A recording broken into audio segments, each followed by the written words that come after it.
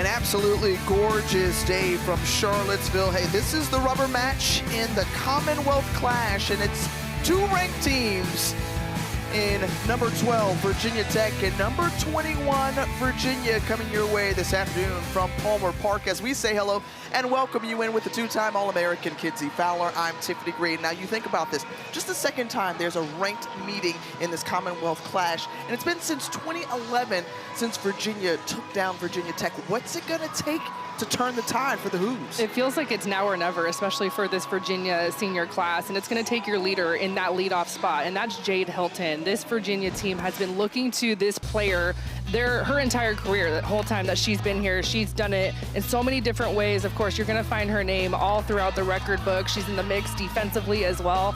This is just kind of who you look to. You look to the captain to get things going and turn the tide, be on the right side of this rivalry matchup, because it has been a minute since Virginia has beaten Virginia Tech. On the other side, you've got Jordan Lynch, just a sophomore for the Hokies, but boy, she is coming off an impressive freshman year. She's continuing on in her sophomore season. Yeah, this is a hitter that we really need to start talking about. Jordan Lynch is a five-tool player. She sprays it all over the field. She has home run power. She's just a hard out, and this offense is absolutely lethal, and I feel like she's just the engine in the middle of that offense. Table sets as well, but no sophomore slump for Jordan Lynch at all. Well, the Hokies starting lineup, you see, starting off is Addison Foster. This is a team that has a lot of pop in the bat, second in the ACC behind North Carolina in home runs, 73 on the season. Yet to find one go out of the park this weekend. We'll see if that will change. In the circle for Virginia, it's the junior they're going to call on, Julia Kuzo, to start things off for the Hoos, a 2.74 ERA. And you think about the hitting and the offensive prowess of Virginia Tech, but you also balance that out with some terrific pitching on both sides. Yeah, it's one thing to kind of credit the Virginia pitching staff for being able to hold down this Virginia Tech offense.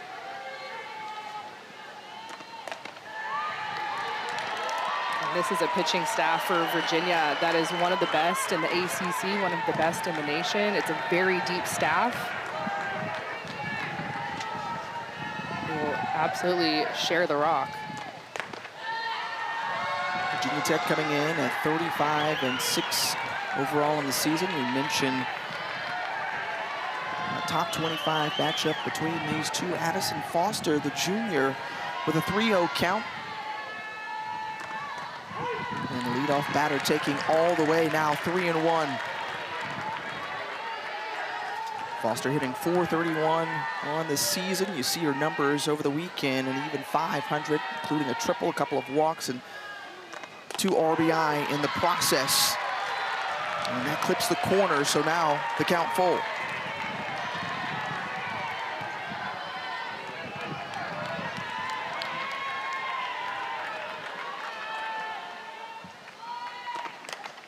And that one fouled back. Julia Kuzo, the junior out of Mechanicsville, Virginia, coming in at 5-2 overall on the season. And again, you mentioned just a part of that pitching staff for the Hoos that just has a diversity of arms in the circle.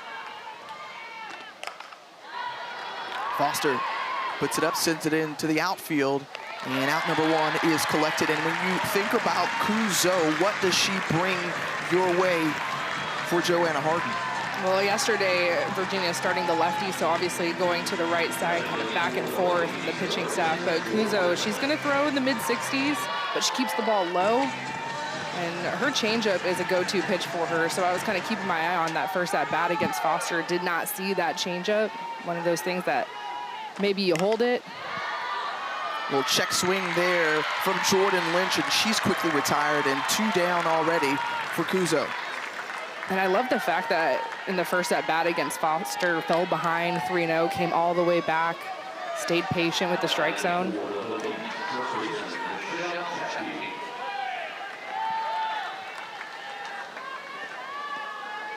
And now the righty stands in and delivers the pitch to Michelle Chatfield. Chatfield, the first baseman for the Hokies. and one of the offensive leaders in this lineup.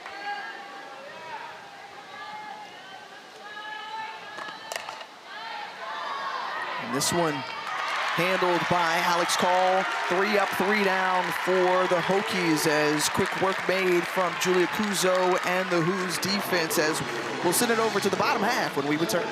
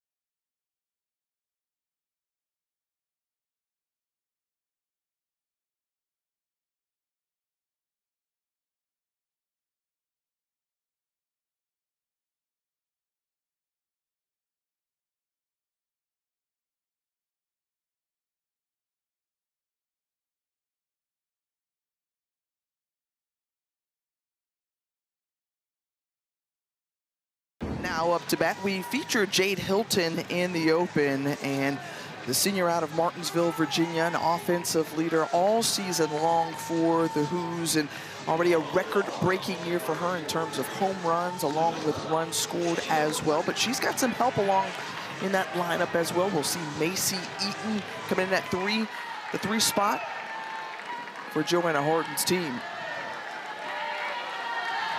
33-7 overall on the season for the Who's, and obviously it's a conversation that we had coming into this series with a couple of players out of the lineup in terms of Bella Cabral along with Cassidy Hudson. So some movement we will also see in that lineup since Wednesday in their midweek matchup against Louisiana. When you think about the big bats of Bella Cabral, especially the power bat, and of course Cassidy Hudson, who was typically behind Jaden Hilton in that 2-hole. So it almost makes the load that Jade Hilton carries that much heavier. You're having to produce for your team. Of course, you are the best bat, but now you're missing a couple of key players behind you. So every at-bat that Jade Hilton takes in this game is so valuable just because of the talent that she has every time she's at the plate. And when we talked with Coach Harden, players that certainly will be listed day-to-day moving forward, hoping to get them back sooner rather than later. And while Hilton 1 for 4 this weekend, ahead of that one, now the count even, 2-2. Emma Mazzarone, the junior lefty in the circle for the Hokies, getting the start this afternoon. We saw her earlier this week as well in game 1.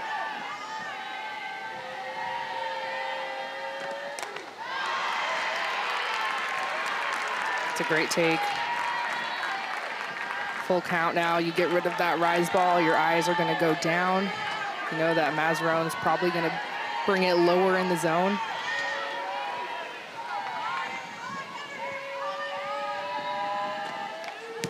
Just clipping a piece of that one to stay alive is Hilton. 4-year starter in this lineup.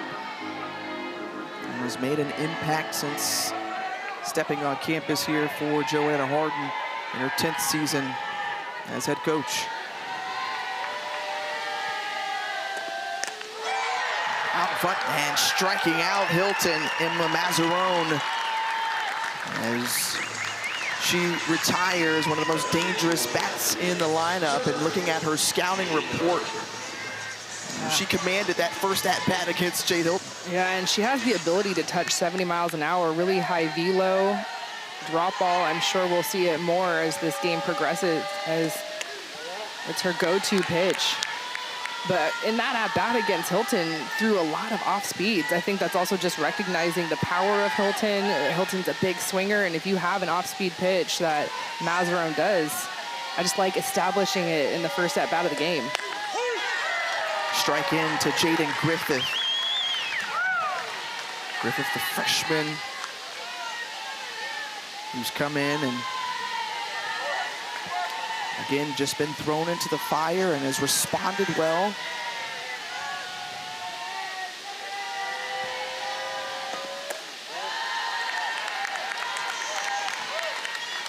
Looking at Emma Mazzarone and this entire Virginia Tech staff. We talked about #1 in ERA in the ACC. Mazzarone, second best in the conference in terms of strikeouts, right back to her. And the 1-3 put out and 2 down. Yeah, and didn't have to pitch yesterday. It's been kind of a 1-2 punch with Mazzarone and Brie Carrico. But Emma Mazzarone has had a lot of work in her career. Obviously a junior now, but was counted on heavily as a freshman and as a sophomore, so a total veteran.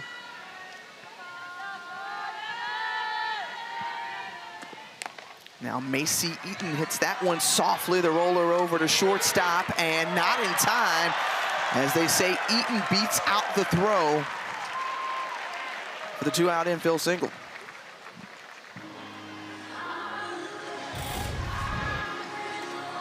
Slow developing play here, and yeah, I think that's the right call.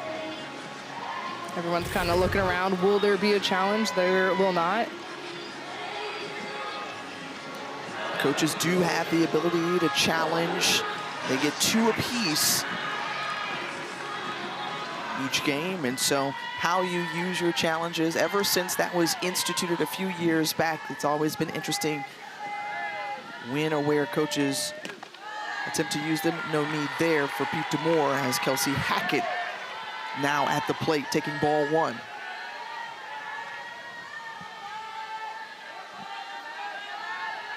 Haddock, one of half a dozen seniors on this Virginia team. Right back over to Aldrich. She flips it over to second. And the inning is done. So 1 left on board, nothing pushed across. 14 pitches needed for Mazzarone to retire the Hoos.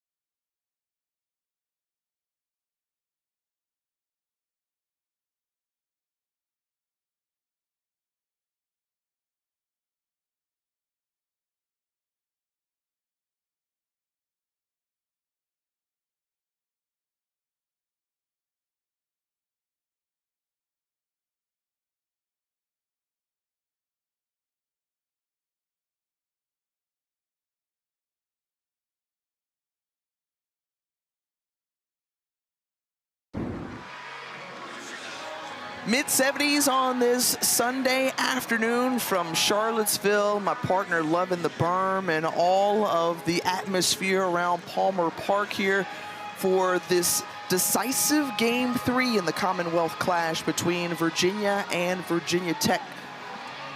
The Hokies evened up the series yesterday with a Game 2 win, and when you think about the overall series across all sports, UVA has the lead this year, but this is a series that has been controlled for Virginia Tech on the softball diamond since 2011. Yeah, you and I were kind of chatting before this game, and I just really feel that this is Virginia's game to win, and it feels like the best opportunity that they've had in over a decade, right? Ranked matchup, you win that first game, you have a stellar senior class.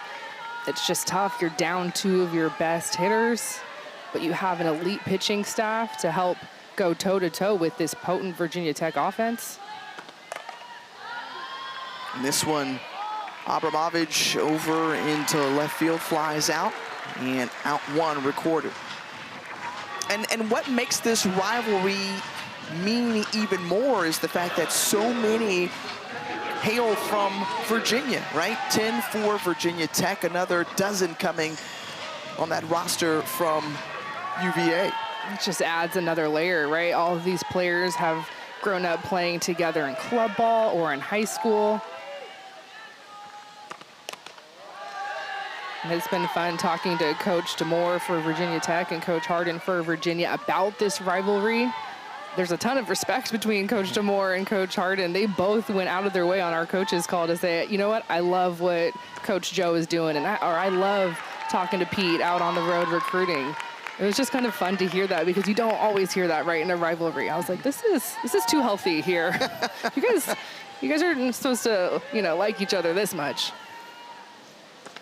Of course, to step on the field, and it's go time. I'll talk to you later. I was going to say, when it's in between the lines, the respect remains, but certainly the rivalry is very much real, and you can feel that. Zoe Yeager lifts this one into center field, and now 2 down. But you think about the success that, Pete DeMore has had during his time at Virginia Tech over his 8 seasons, right? 6 straight NCAA tournament appearances going back to last year, in good position once again, starting off the year with such a bang, and they have not let their foot off the gas at all. Best start in program history for the Hokies. Yeah, Virginia Tech setting themselves up very well to be within that 16 seeding, which means you can host at home, host a regional. You have to take care of business in this game, though. And Virginia's not out of it either. You look at the ranking on our bug, right, 21, but RPI is also at 21, and so you're close. You are right there. If you can get a top 25 win on your resume, take care of business the rest of the ACC regular conference schedule, and then make some noise where you are hosting the ACC tournament and have the opportunity to be comfortable and play your best ball at a field where they defend their home field very well. So Virginia not out of it at all either. It just adds another layer to this rivalry. Of course, Virginia wanting to get on the good side of it, but this game today means so much to whichever team is able to take the series. And understanding that so much at stake here, as right back to Kuzo, gets it off the piece of her glove, but Kylie Aldridge is going to be safe. So she takes first base with 2 outs for Virginia Tech, and that brings up Rachel Castine. Yeah, the senior swinging this bat hard, and there's nothing you can do here, just off of the glove. Jade Hilton maybe might have been in position if that ball gets through. She was shifted over way to her left, but that ball was just smoked. And a strike in to the second baseman, Rachel Castine, out of Chesapeake, Virginia. She's been leading the way in ACC play, hitting nearly even 500, or close to that, entering this weekend.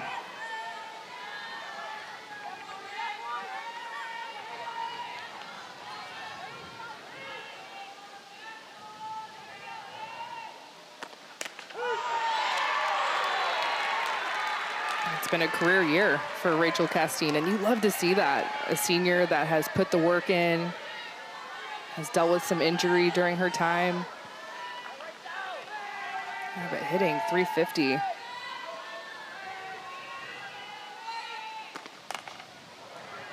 just laying out the bat there as Hilton charging and taking Eaton off the bag. So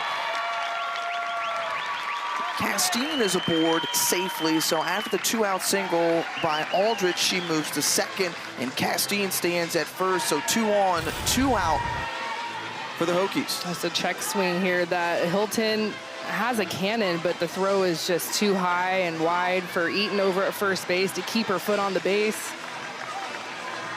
This is unfortunate for the Virginia defense. That ball off of the bat from Castine, who's a hot hitter in ACC. You have 2 outs defensively, and you let that one get away.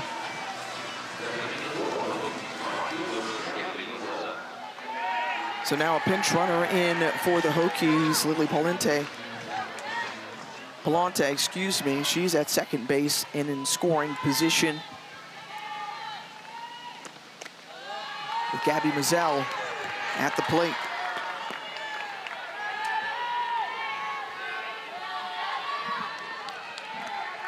Mizell, a freshman, hitting at .339 this season. 8 of the 9 batters for the Hokies in that starting lineup at 300 or better.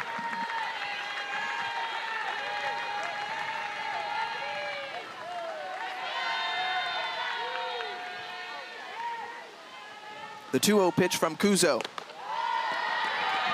Outside, ball 3 now, so a 3-0 count, very favorable here for Mizell as the Hokies are going to try to manufacture and push across a run here in the top of the second.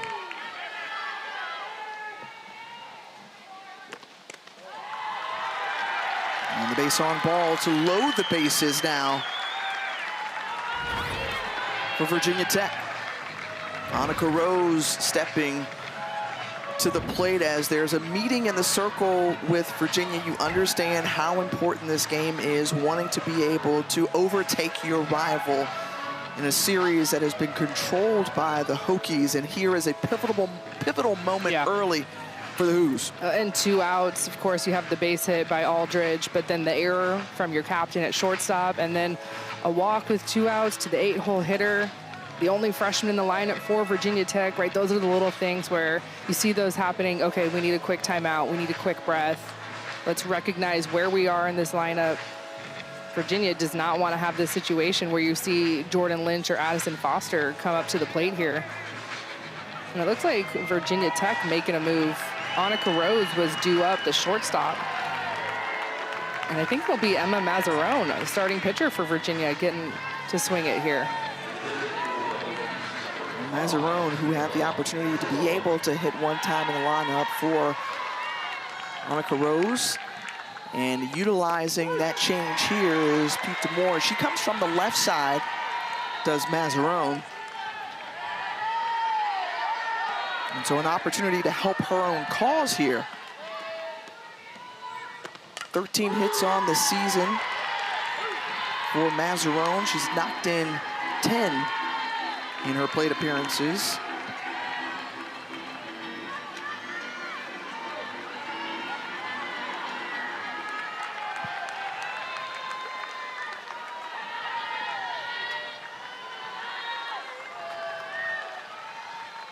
The 0-2 pitch to Mazzarone outside for ball 1. Kuzo doing a nice job getting ahead early, and that's a great take by Mazzarone. Have a couple of pitches to play with if you're Kuzo. And fouling that one off. We saw Kuzo make quick work of the Virginia Tech batters 1 through 3. She only expended 10 pitches here already. She's having to work a little bit more in this second inning. Now having thrown 22, an all-important one coming on this pitch. And fouled off once more down that third base line into foul territory, not a play.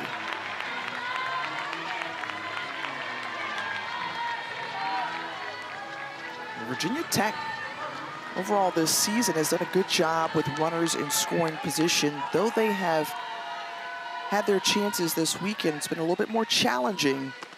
Let's see if they can take advantage, but here popped up, and Kuzo is able to get out of the jam. Bases juice, but they were all left on the pond for the Hokies as Kuzo and the Hokies escape. Still goose eggs on the scoreboard.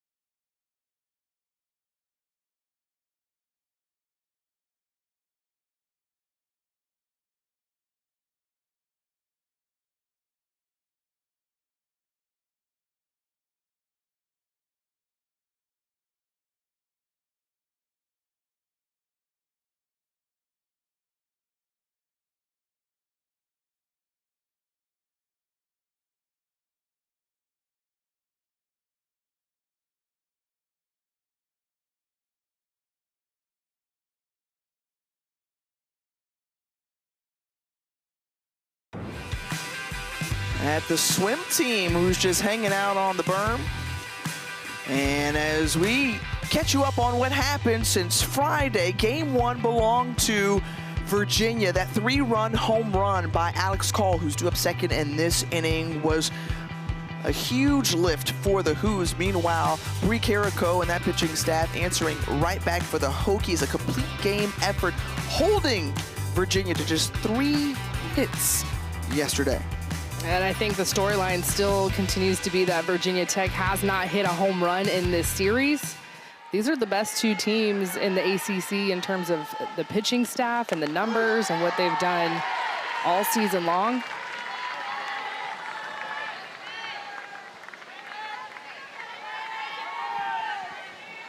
Well, Virginia Tech, we mentioned, leads in ERA.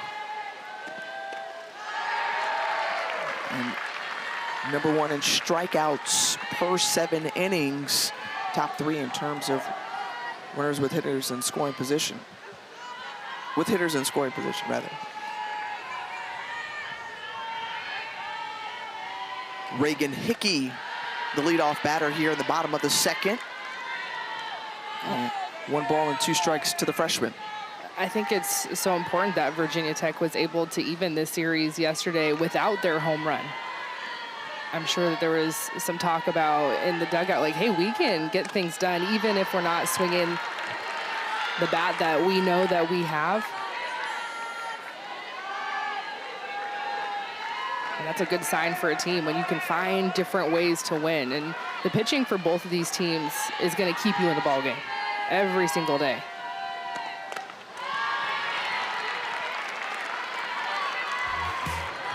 Well, again, among the storylines or themes of, we talked about the pitching, the great pitching that we saw in game one. It was a pitcher's duel. Neither allowed a hit until that 3rd inning. And then that's when everyone was able to break through on the scoreboard. Addison Foster launched that 2-out triple. But the Hokies found it hard for hits to come by Friday, and exacting that same punishment the following day with the Hokies pitcher.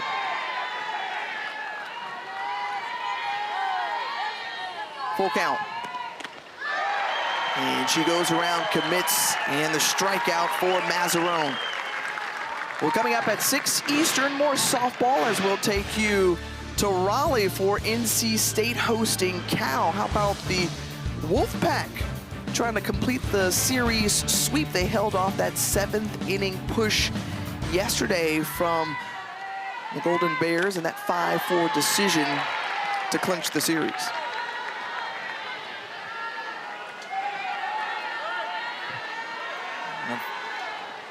Among the number of interesting storylines within the ACC,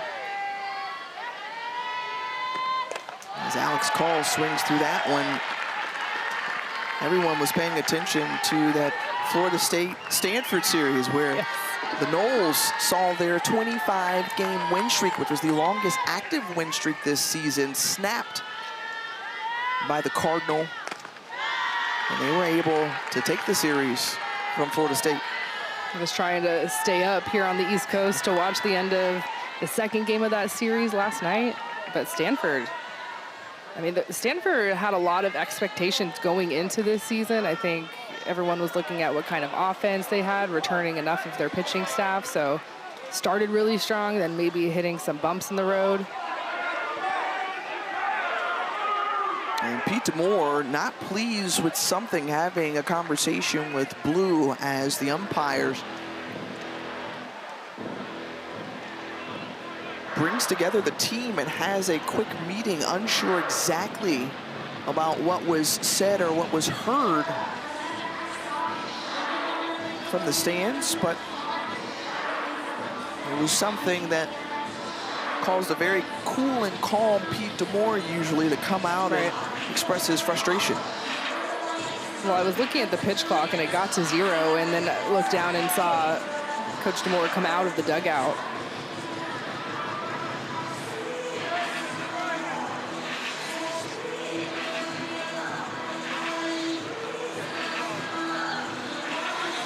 Our Blue crew for today: Robert Bird, Lyndon Batiste, and Jonathan Court.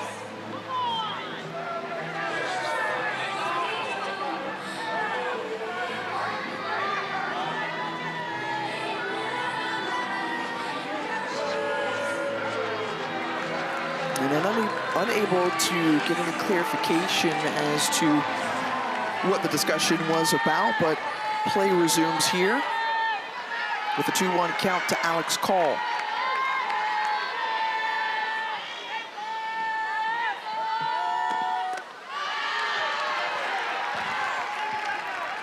That one outside for ball 3.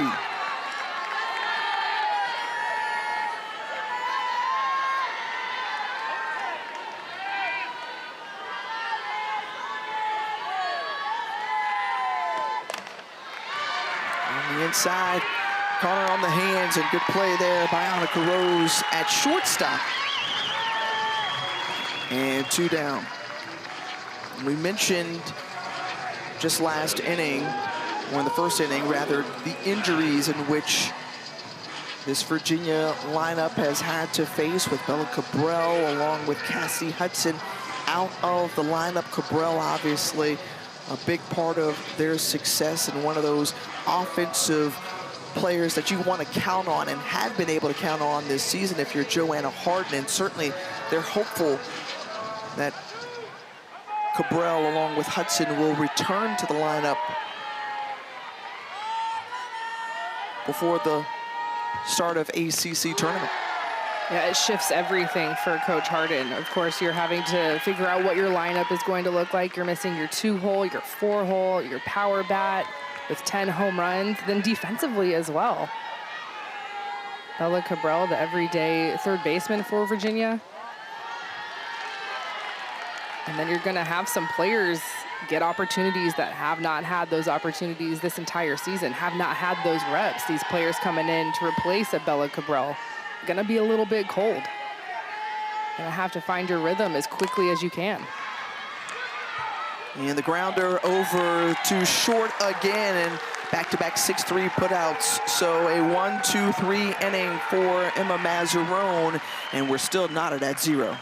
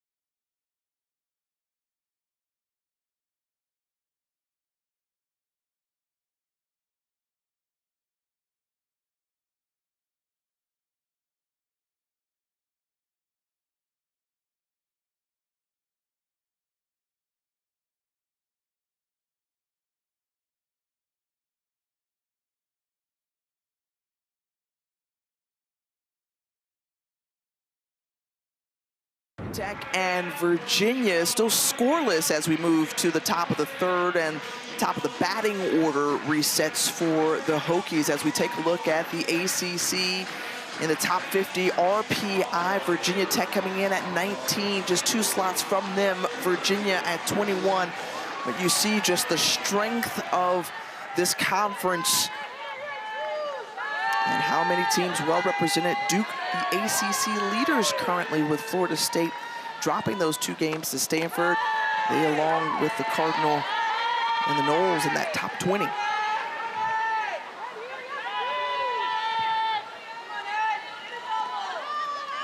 So important for both of these programs to win this series.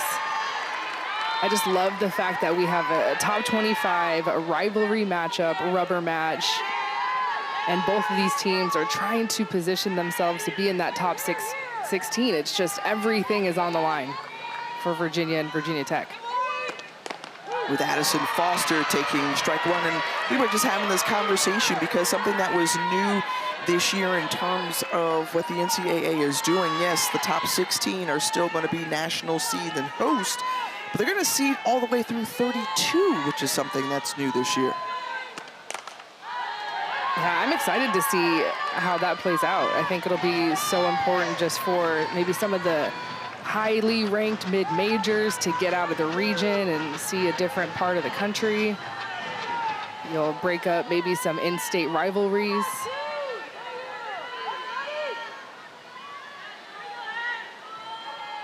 The 1-2 to Fisher. She flew out to center field her first time up.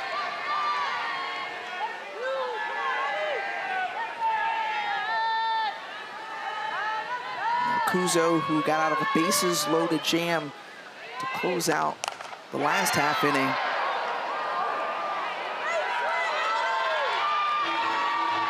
For the Hokies, and now go get it.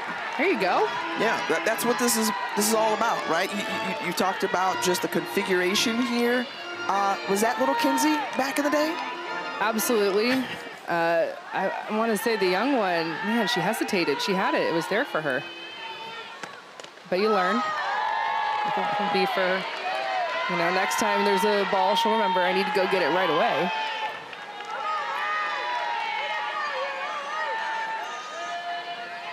Love to see the young ones at the ballpark.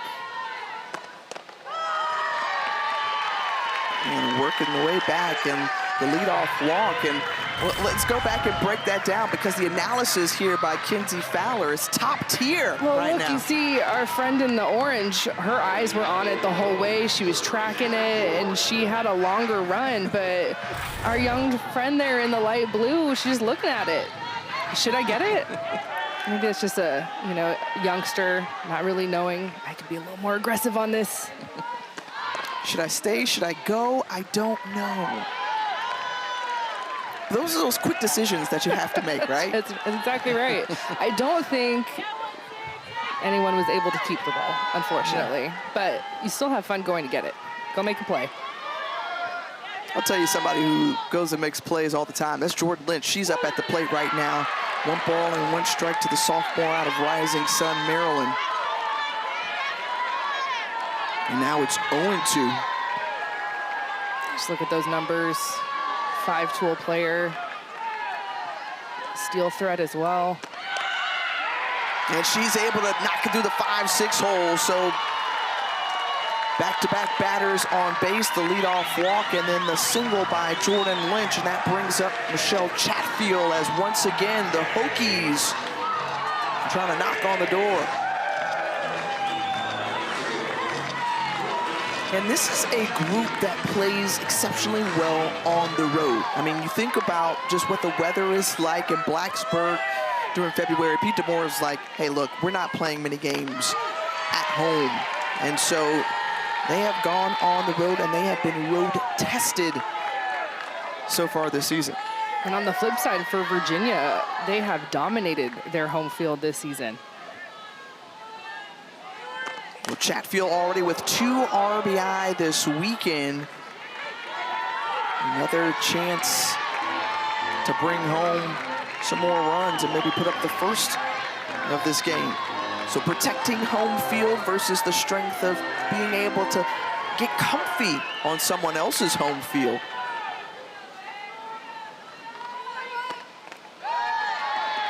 Yeah, sometimes there can be less pressure too if you're the visitor. You kind of feel all the noise and see all the fans. You can block that out. Also, you're in the hotel, right? It's a business trip. There's all those little aspects that goes into being the visitor.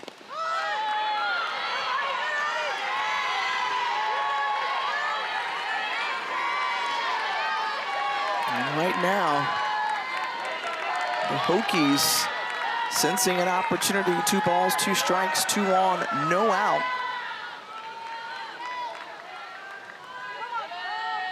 And the pitch from Kuzo. Swing and a miss there from Chatfield. Yeah, Kuzo is really keeping it down in the zone. You know the power that Chatfield has, a big bat at the plate. The base hit is one thing, but a 3-run shot, a whole different story. We've seen a lot of changeups in this at-bat. We've seen a lot of balls just low in the zone. Once again, and this time she's able to register the strikeout. Julia Kuzo with an all-important K. Just a huge first out for Kuzo. 2 on, no outs, and you have the 3-hole hitter, Chatfield. You see her big swing. Look at the movement on that drop ball. So well located, it's in tight, and I love the energy of Hickley behind the plate. Abramovich now at the plate, a sophomore out of Fairfax Station, Virginia, who's got 12 home runs on the season. She's tied for the most, along with Jordan Lynch, who's standing at first.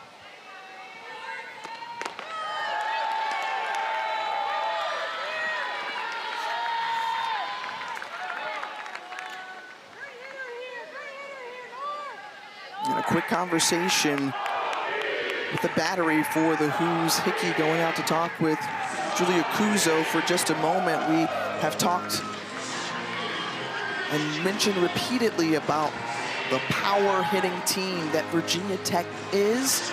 This pitching staff for Virginia has been able to keep the ball inside the park this weekend. And Hickey just trying to make sure that it remains that way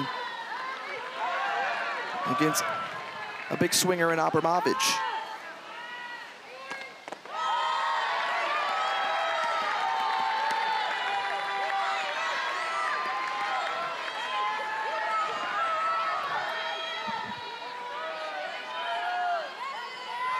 The 3-0 count. And taking all the way. It's 3-1. Going to the off speed for a strike. I'm sure Abramovich was taking in that count no matter what, but trying to find something that Kuzo can throw for a strike. Back-to-back off speed. The 3 pitches prior to those 2 changeups had all been hard and down, and so trying to find something out. You have the timeout quickly with your catcher Hickey, and let's try a different pitch. Will she go 3 in a row? I would. And pulls that one foul down the left field line. Just trying to time up with Kuzo, because Abramovich, who has had some really great swings this season in terms of being able to bring home runs, especially off the home run ball, and this one foul, giving chase and not able to get to it is Macy Eaton in foul territory. So the left fielder stands in for another pitch. You could see how late Abramovich was on that foul ball. Had 3 changeups in a row, and then Kuzo goes in hard with the drop ball. See if she goes back to that off-speed pitch here.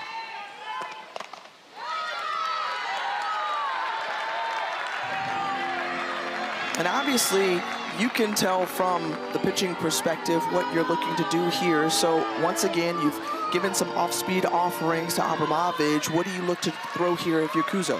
I just want to feed my defense, honestly. Get a corner, see if you can get that lead out at third base.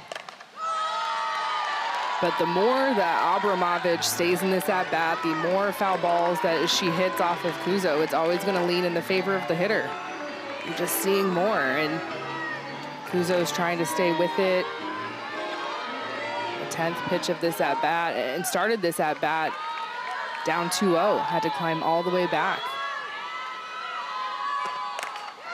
And punching it through the 5-6 hole. They're gonna hold the runner at third base, so bases jacked once again for the Hokies in back-to-back innings, this time with just one out. And the Hokies figuring some things out against Kuzo, as they've been successful now. You can see where Jade Hilton at shortstop is playing. She has shifted way to her left. If Hilton is playing just a normal shortstop position, this is a double play, and Virginia defensively is out of the inning. But instead, the shift allows that ball to get all the way to the outfield, and Virginia Tech gets a little rally here with one out. But what an at-bat from Nora Abramovich. She just earned that single, which is unfortunate for the defense for Virginia. And head coach Joanna Harden comes out and assembles the infield, talking specifically to Kuzo and Hickey is the pitching coach, Jamie Allred Stoker, while Coach Harden claps up her defense. Also remember, this rally for Virginia Tech started with a leadoff walk. Leadoff walk to Addison Foster, and then the 2 hits from Jordan Lynch, and then, of course, Abramovich.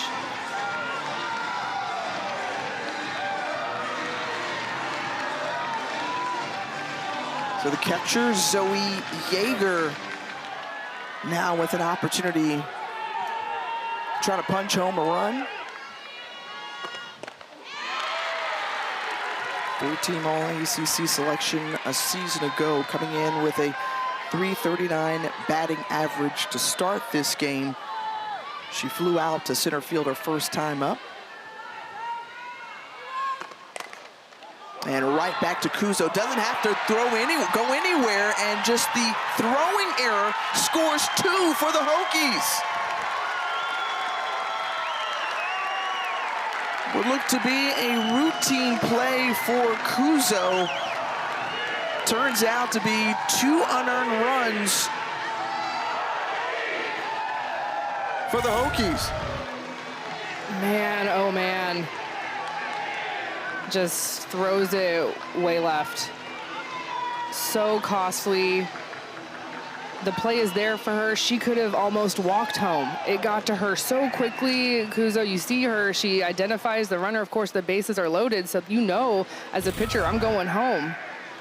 Maybe would have loved her set her feet a little bit, had all the time in the world, but that now back-to-back opportunities where Virginia should have been absolutely out of this inning. Now I'm going to ask this question, Kinsey, because you're so used to the throwing motion underhand as Kuzo in her afternoon is going to be done for the time being. Do you like the decision to go home, or maybe something more routine with going to first? I mean, she had a couple of different options to go to. She made the right call by going home, but could she also have just as routinely gone to first? Well, I think you just have to know who you are as a pitcher, right? Some pitchers field their positions very well. Some pitchers, maybe it's not their strength. And so if it's not your strength throwing overhand, she could have literally ran home, done an underhand toss if that's not something that you're comfortable with throwing overhand, right? It's not something you want to see out of our pitchers. We want our pitchers to be athletes in the circle, be ready for this moment right here. This is a double play gift. And it just gets away. Hickey is doing anything she can. She dives after it, but 2-run score for Virginia because the bases are loaded. But you've just got to get that out at home. Whether it's a double play or not, fine, get the out at home. Find a way to get that out at home.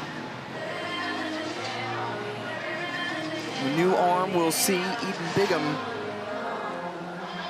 one of the seniors on this Virginia team. Bigham 12-1 overall this season. Program leader in career saves, top 10 in strikeouts and shutouts throughout her career. And now she inherits a couple of runners with the Hokies in scoring position at second and third, and just one out. And showing bunt and laying it down successfully. And another RBI for Rachel Castine this season. Correction, that was Aldridge. I love this execution here. You can see where Macy Eaton, the first baseman for Virginia, playing way back. Aldridge is a lefty, and a little safety suicide squeeze. The bonus is you just get it to the right side of the infield and allows your teammate to just trot on home. Well, Kylie Aldridge, 33 RBI now on the season. Great execution on that play and taking advantage of an opportunity there, as swinging away is Rachel Castine, and Castine knocks in another run with a little dance afterward. And this is what good teams do, right? This is what elite offenses can do when you're given an opening. You're given a free pass to lead off this inning. You're given an error. You're going to pass the bat. And again, this is one of the best offenses, not in the ACC, but in the nation. 1 through 9, these hitters are hitting over 300. Yes, we have not seen a home run this weekend. Who cares? They can get it done in different ways. They lead the nation in doubles. They just spray the field so well. And this one put into right field, and that ends the inning, but not before Pete D'Amour's crew is able to put up 4 runs here. They have the lead.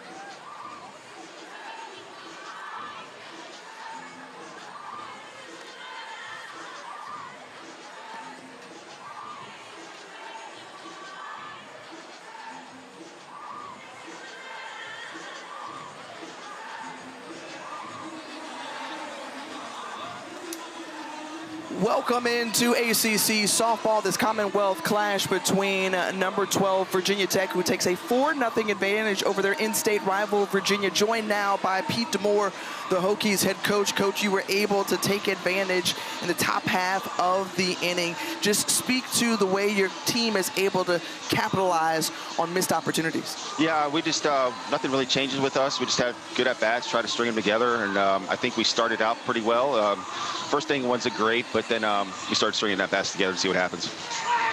All right, Coach, we appreciate the time. Let's get back to it. One last thing, say hi to Maddie Lewis and Coach Lewis, who are expecting their first baby anytime. Hey, gobble, gobble. Thanks so much. Hey, way to come on air on the ACC network here from Charlottesville. So congratulations to the Lewis family. Yeah, that was awesome. Yeah, you don't need me. You can just have Coach D'Amour bring you on air, and here we go. And no interview is complete without a gobble-gobble when you're doing a Virginia Tech game. A lot of different signature sign-offs, if you will, from coaches. He almost forgot it, though. No. He wanted to make sure he stamped the new addition to the Lewis family. Very important, yeah. So he had to make sure he got that in. And Virginia Tech, who has the 4-0 lead here, 24-2 when scoring first in a game, a series that they have owned over the Hoos. Virginia is searching for their first win in this in-state rivalry since 2011. Emma Mazzarone and her team looking to hold tight to that lead. Her game one performance, 4 hits, 4 earned runs in that 4-3 loss Friday, with Virginia grabbing game one, even things up yesterday with a brilliant performance from Bree Carrico in the circle for the Hokies. So I like the fact that Coach D'Amour goes back to Mazzarone. We've been talking about the elite pitching that we have seen this weekend and this entire season between Virginia and Virginia Tech. These are two of the best staffs in the ACC, in the nation. Mazzarone coming up short a little bit on Friday, but you have a break, you have a rest. Watch some film, see where I can make some adjustments. She is a total veteran.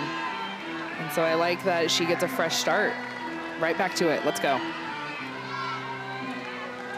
Well, again, you just look at the diversity of arms, the depth of this Hokies staff. Couple of ACC Pitcher of the Week honors for Mazzarone last month. And now a 2-2 count for Mazzarone.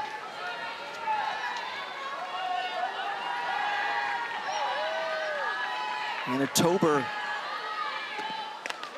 swings and a miss, and another strikeout recorded for Mazzarone. Well, let's go back to the top half of this inning and how things unfolded, and Virginia Tech was able to get on the board. A throwing error from the pitcher, Julia Cuzo, allowed 2 runs to come across for the Hokies, and then they tacked on a little bit more insurance thanks to that RBI single from Rachel Castine in a 4-0 advantage for Virginia Tech.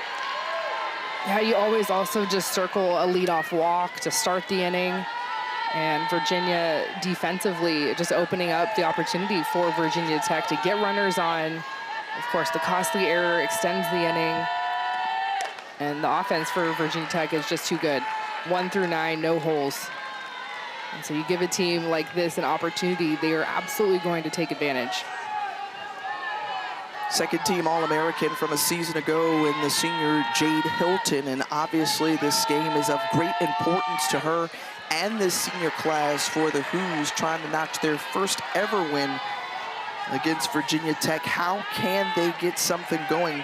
Hilton this weekend, 1 of 5, along with 3 walks.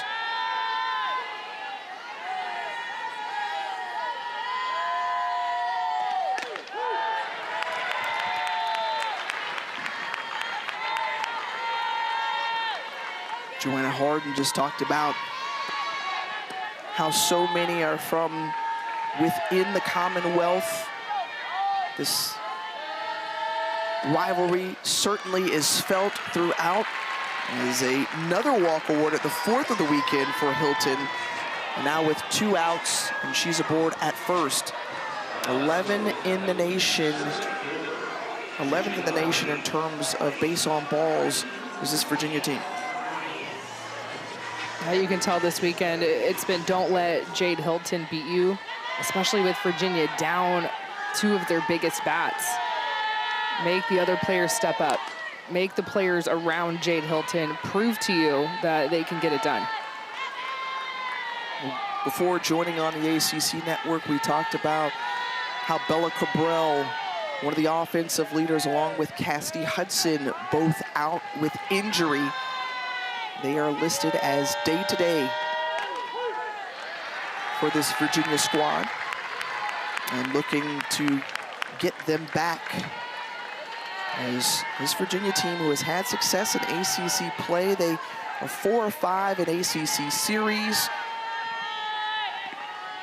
They dropped last weekend to Duke, right back to Mazzarone, and the throw low, couldn't pick it out of the dirt, and so now runners at the corners as Griffith is aboard safely with 2 outs. This is exactly what we were just seeing on the flip side. Throw getting away from Mazzarone, except for Virginia right now, 2 outs already on the board, versus Virginia, when they had their openings, when they had their free passes, they were issuing those with no outs. And Virginia, you have to respond here. You're in the heart of your lineup. Mace Eaton, one of the hottest bats in the country at the plate, and it's why you're going to see a quick timeout from Virginia Tech.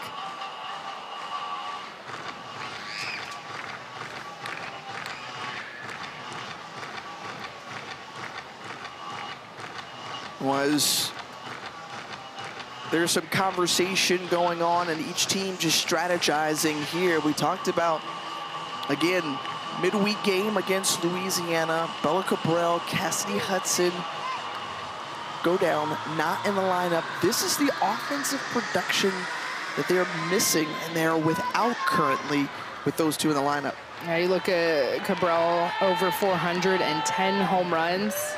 Would have been batting in the 4-hole, of course. Hudson, she's been in the 2-hole this entire season, so it completely shifts your lineup if you're Coach Harden and you're Virginia. Jaden Griffith, who just got on base there, was predominantly the 9-hole hitter. You jump up to the 2-hole, you're going to be seeing completely different pitches from when you're the 9 spot to the 2 spot, and batting behind Jade Hilton and batting in front of Macy Eaton. Eaton, who has been an RBI machine, leading the team with 54 this season. He's already had 2 in this series, 55 this season, a couple this weekend.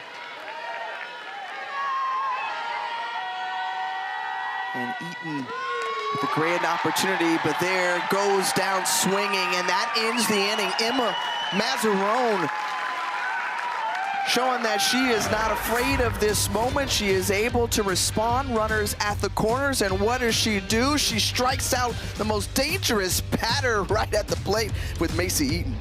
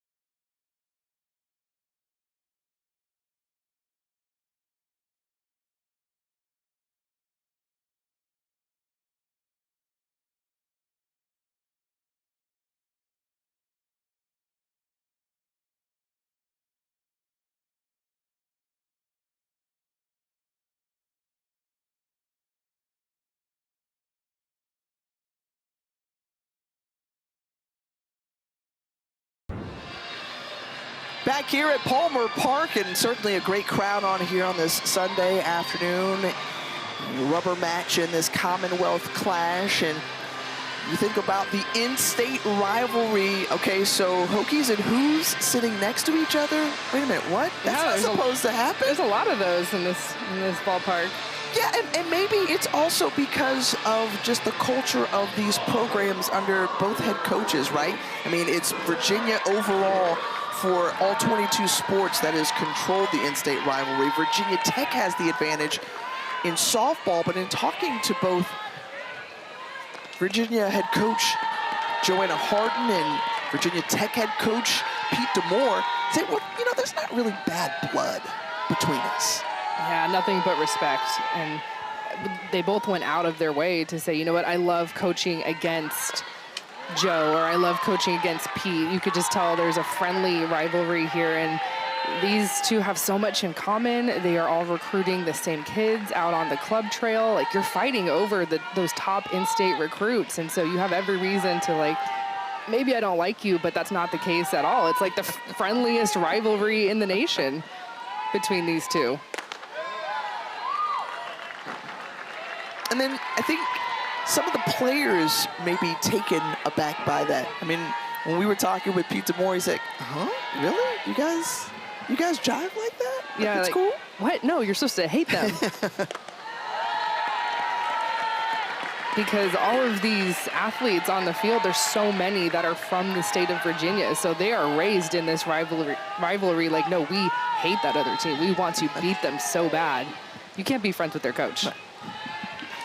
Roughly 2 hours separates the two schools. And I love how each of them talk to just the culture of their programs, right? And it's, again, a battle of that in all elements. As Annika Rose swinging through that one, thrown out at first, and one down for Bigham.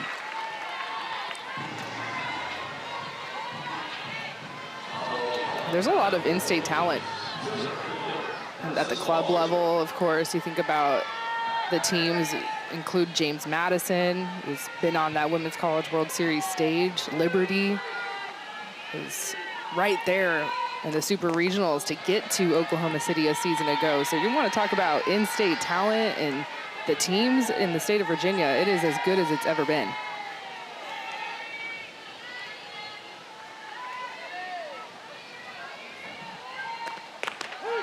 And I think, too, about, talk about just the talent, but in narrowing it back here, when you are in a rivalry game, how do you make sure that you don't play outside of yourself, right? And try to do too much because you want to win so bad. Yeah, both coaches touched on the fact that we don't have to get our kids up for this rivalry. We just say, hey, this is who we're playing this week. You know what's up. Let's go practice.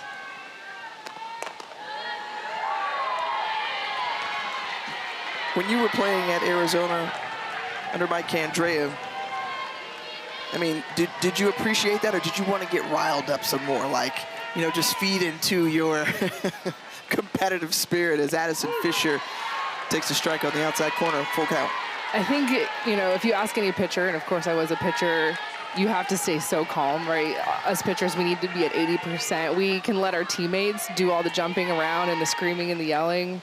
I mean, I'll give you a fist pump every now and then, but I need to be at peak performance, and as pitchers, we usually need to be around that 80%. So, but you try and replicate that as much as you can anywhere else to get ready for that rivalry series. So thermostat mentality. Exactly. Right.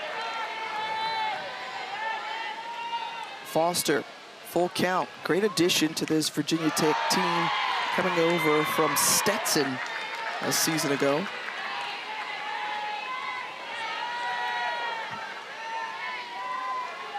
And a couple of additions that we have seen to add to the in-state talent here for the Hokies. And a one-out walk to Foster. Well, baseball next week, we'll have the big 3-game series between number 3 Georgia Tech and number 6 North Carolina. Friday's game is 6 Eastern, starting on the ACC Network Extra, with the weekend matinee matchups on ACC Network right here. You can catch everything else, obviously, on our ESPN app. Top 2 teams in the ACC standings for baseball going head-to-head, so it should be a marquee matchup.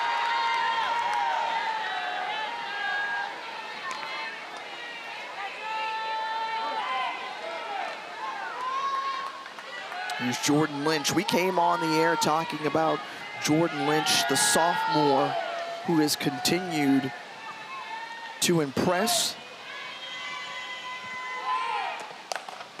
As that one with a zinger down the first base line. But Jordan Lynch had a great year a season ago, 10 home runs, started in pretty much every game last season. Tied for most doubles in a season last year with 18.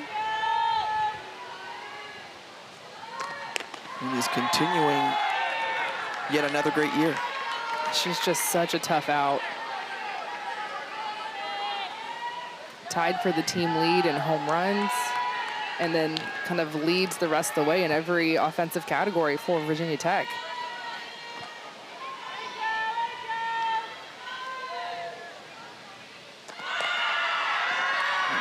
Up and giving chase, the diving grab by Hannah Toller. Tober at third base to collect out number 2. Well, great effort all out given by Tober to get to that one. This is a freshman that had not taken any reps at third base until Bella Cabral was out with injury. And so Coach Harden said, I looked over at Hannah, who has been kind of that backup second baseman position her freshman year, and said, are you ready to play some third? Because it's your time. And so kind of learning on the fly, but showing off the athleticism. That was a hit and run by Virginia Tech. Had to run a long way. She was way behind the bait on the base defensively. Big time snag. And they hit it to her again. This time it goes off her glove. And the slide into third base. And now runners at the corners. And again, with 2 outs, the Hokies threatening as Chatfield stands at first. Addison Foster over at third.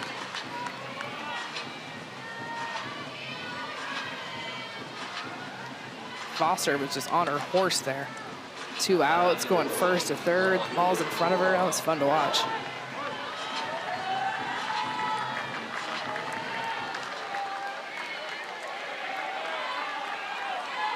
Abramovich, who singled her last time up, thought about that one, and a strike to Abramovich.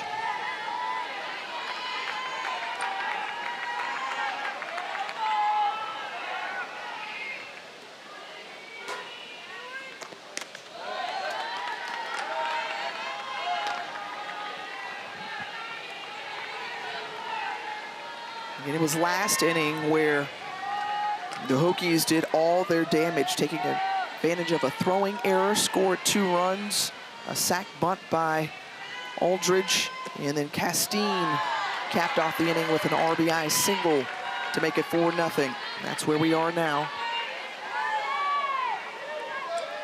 And is this same part of the lineup for the Hokies?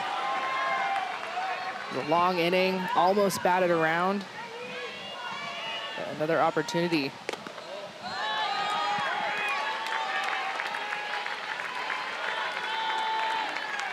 This is a Virginia Tech team who started out the season red hot in the Gamecock Invitational, winning in Columbia, South Carolina. Pete DeMoore has just talked about the way his team continues to come out as that opening day mindset. Bases loaded once again. And Zoe Yeager, who is at the plate We had that golden opportunity. That's when that throwing error took place last inning by Kuzo before Eden Bigham came in relief.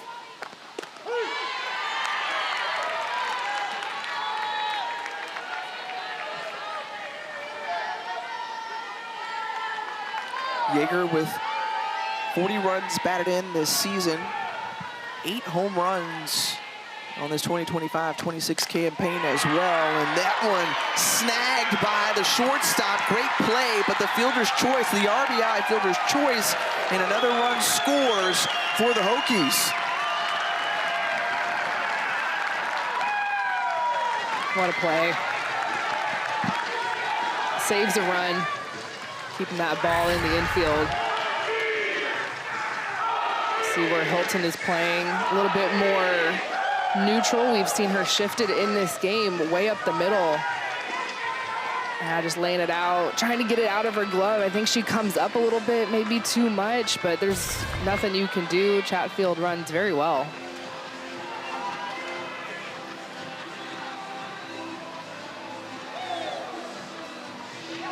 And some more activity in the bullpen for Virginia, as the bases remain loaded. And Kylie Aldridge now at the plate.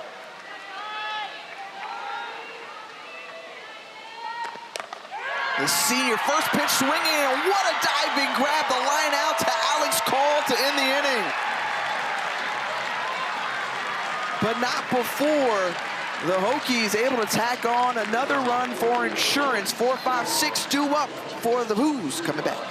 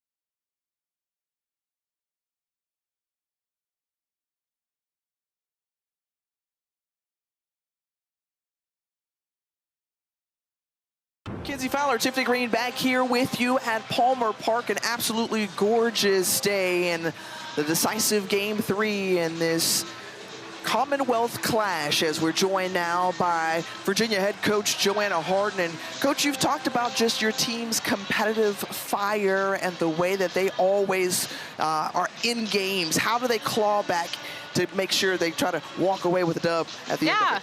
I mean, one pitch at a time, right? We just we're in the 4th inning. We got a ton of game left, lots of emotions, like heightened game. It matters to all of us to come out here and compete. So I just think we got to slow it down a little bit. You know, Alex finishes out that half with a great play. And so just, you know, quality pitches, seeing pitches on the plate, being on time for the speed we're looking for, and then getting a swing off. Yeah, Coach, you had an opportunity at last inning. Just what adjustments offensively as your team bats for the 2nd time here? Yeah, we have to be on time for the speed we're looking for. You know, if we're sitting velo, we're late. If we're still kind of in between her velo and her changeup. So just like selling out to whatever we're looking for and making sure that we're on time for it. So timing's a little bit off.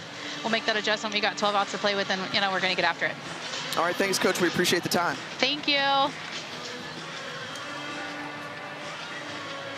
Well, this is a grand opportunity, and no time better than the present if the Hoos want to get back in this one to try to string some hits together, which have been really difficult to come by, as Emma Mazzarone has done an exceptional job in the circle for Virginia Tech, only allowed 1 hit thus far. And Mazzarone, who is registered 4 strikeouts in the process, top 2 in the ACC in that category. And she'll face Kelsey Hackett first, standing at the plate for UVA. Well, that pitch right there has been the difference maker so far as we enter the 4th inning for Mazzarone. It's been that off-speed curveball. And that's what Coach Harden was talking about. Which speed and which pitch are we going to sell out for early in the count? Because you can sit that pitch, but you just have to decide it when you go up to the plate and look for it and hunt it.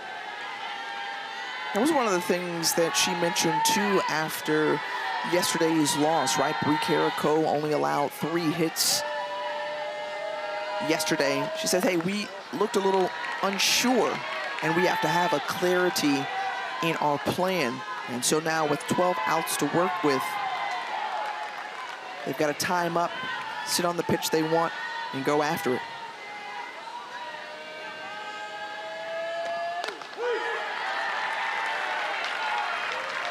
It's so tough when you have a pitcher like Mazzarone who can just pump 70 miles an hour when she wants to.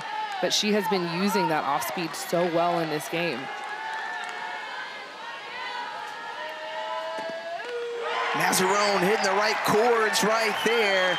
And the off-speed offering. And another strikeout now for Mazzarone.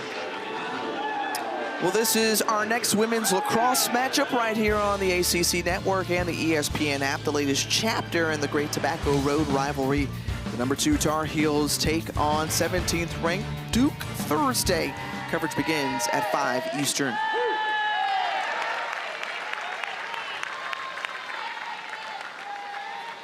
You think about just all of the great sports within the ACC. We saw the swim team throwing out the first pitch before today's game. A dynastic swim team here for Virginia. 6 straight? Yeah. 6 straight, man. Come on now. I need a better word than dynasty. Like, what are we leveling up with?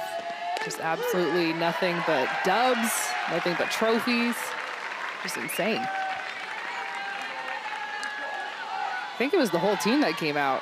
Katie Grimes was the one that threw out the first pitch, but she had her whole team behind her.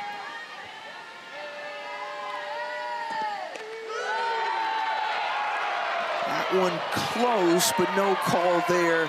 So it's now 2-2 to Reagan Hickey.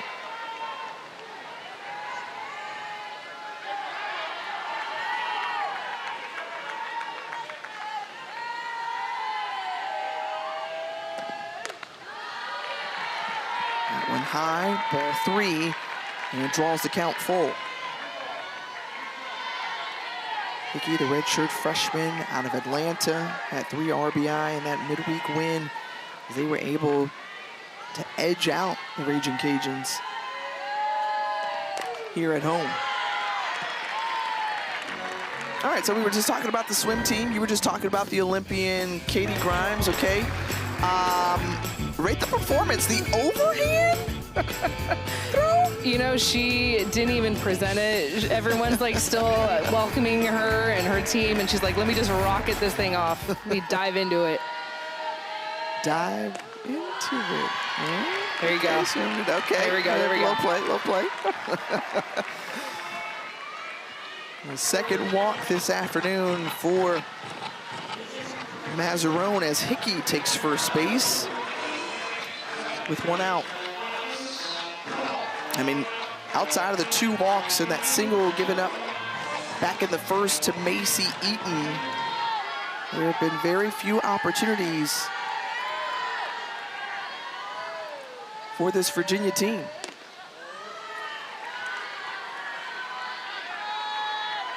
Looks like Mazzarone wants a timeout. She was calling for it there. Wanting Jaeger to just come pay her a visit. And I love that as a veteran pitcher. I need a moment. I need a breath. Let's talk. Let's chat it out. Do you have any thoughts behind the plate? Let me tell you where I'm at. Sometimes you just need your catcher to say, like, hey, talk to me a little bit. What you got for me? What do I need to do? Because that's, you know, the walk and then a pitch that was way out of the strike zone. And sometimes when Mazzarone, you know, gets on the other side of things, walks can kind of be a little bit of a problem for her. Has a higher walk total if you look at her stats. Of course, she's a high strikeout kid, so she's going to rack up strikeouts no matter what. But I just love that moment. Just knowing yourself, knowing where you're at in the game. I need a timeout. I'm going to call it myself, and let's chat.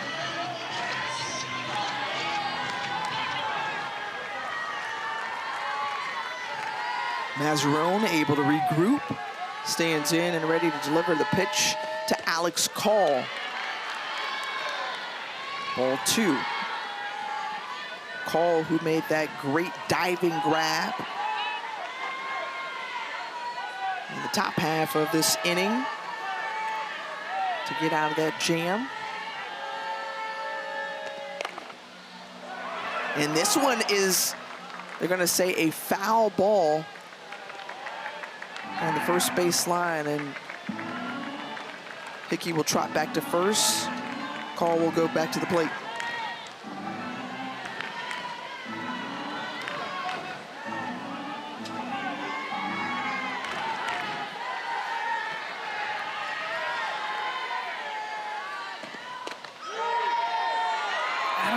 I'm not sure where that's missing.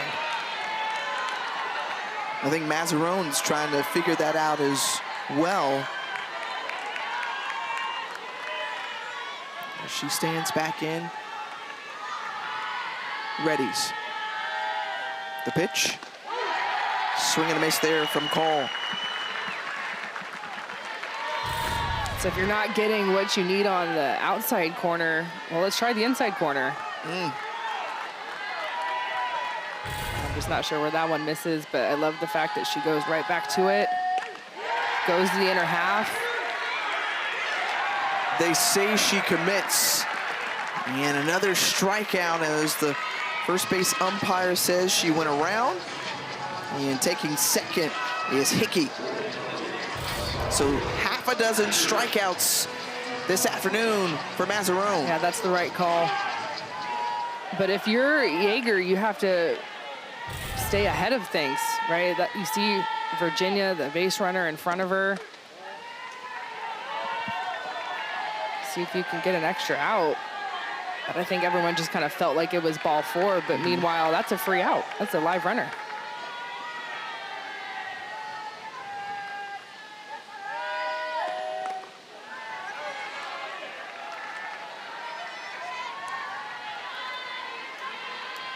So Madison Green, who grounded out to shortstop her first time up. He's back for his second plate appearance.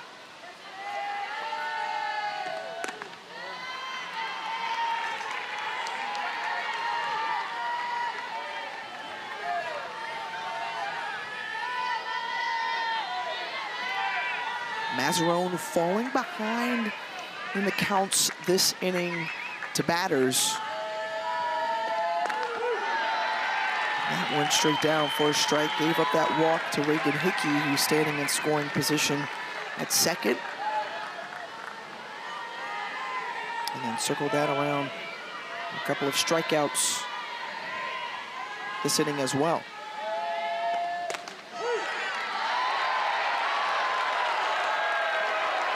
Green was ready to take first base. Home plate umpire said not so fast. Strike zone is the sternum. You could just kind of see Green was going down into her legs a little bit, trying to will it to be too high, but I like that call. I love a high strike zone. It's definitely over the heart of the plate. It's just up. That's a hittable pitch.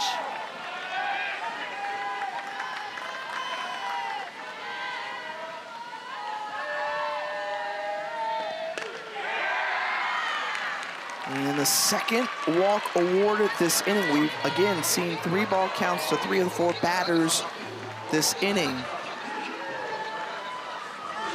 And a couple of walks to extend the inning. 3 on the day for Mazzarone. 2 on, 2 out with the 8-hole hitter coming up in Melissa Carr.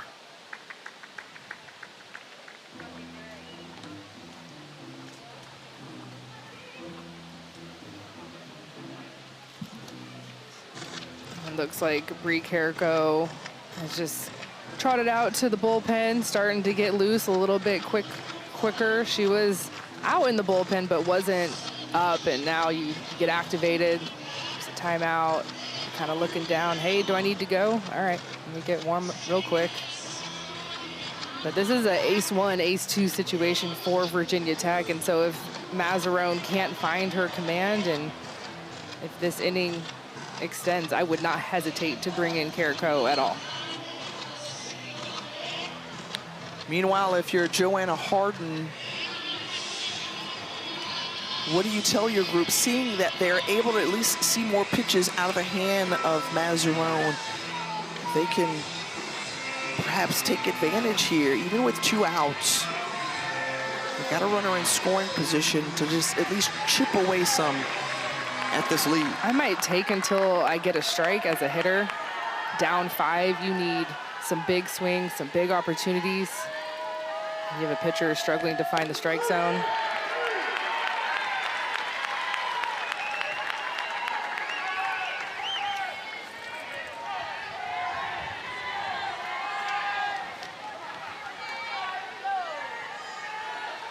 So the DP, Carr. Ball in the strike. Junior out of Windsor, Virginia.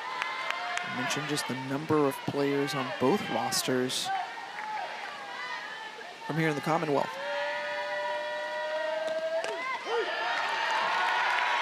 Good looking pitch. In for a strike from Mazzarone.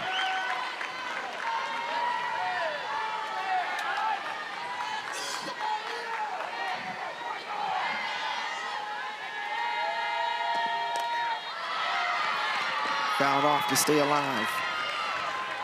Going to that high heat, rise ball back to back, up in the zone. I'm thinking off speed here. Speed it up to slow it down.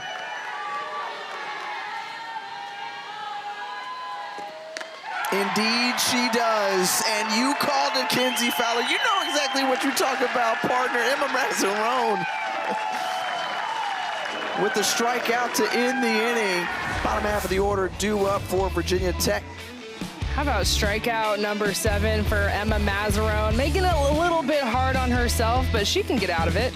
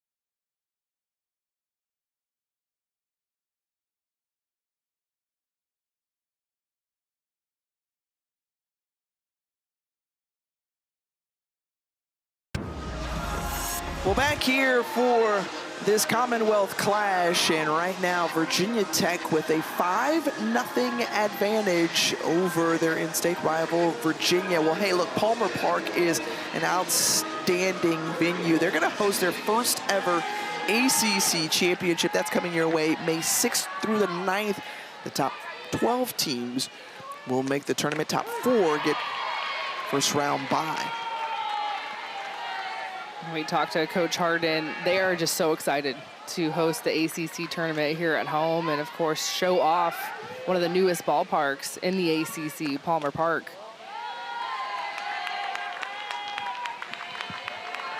We've absolutely just loved this venue since approaching it. This is my first time ever here in Charlottesville. Yeah, yours same. as well.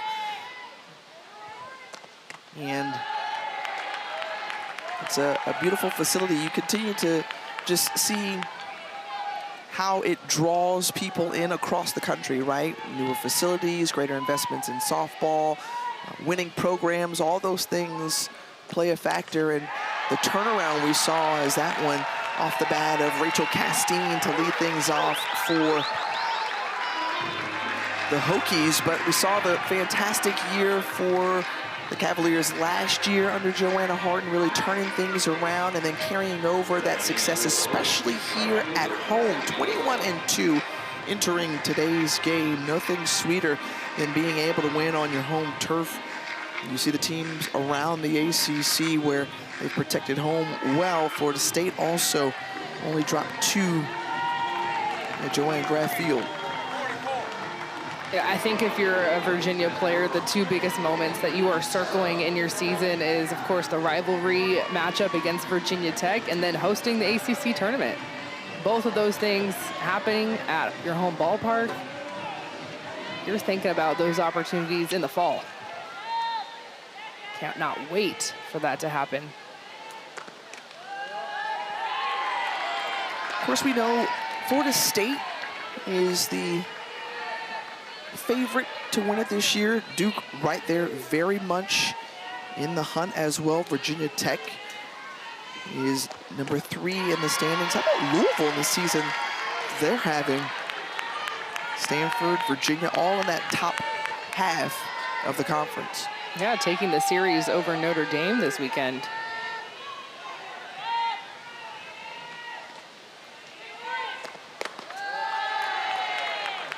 There were a couple of rubber matches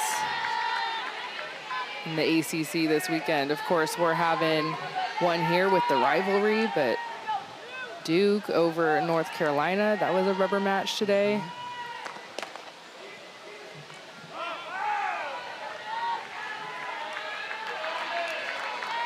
Clemson over Pitt.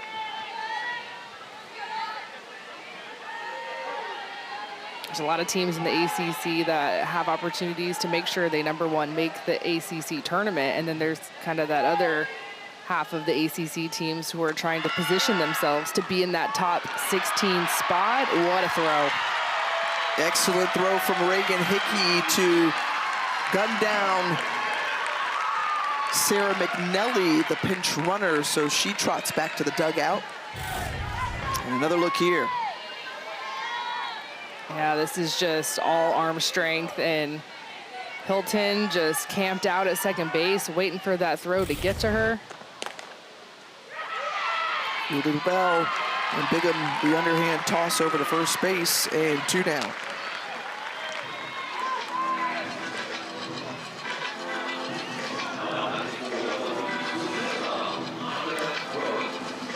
Hickey, a redshirt freshman. Just waiting her turn a season ago.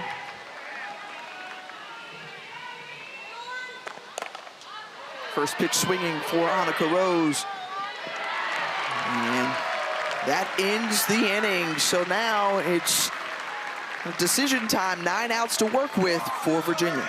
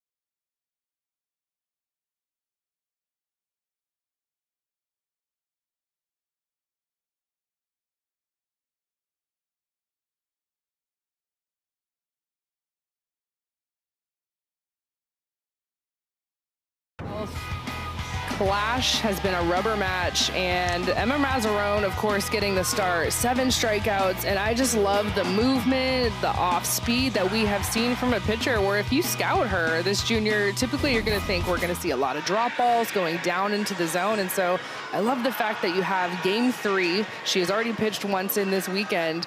So let's show some pitches to Virginia that maybe I did not show on Friday. That off speed curveball has been dynamic. And then she's been throwing that rise ball and using it in such perfect times. Just the 3 walks where, you know, you want to clean those up a little bit, but they have not come around to hurt you, and so that's the key.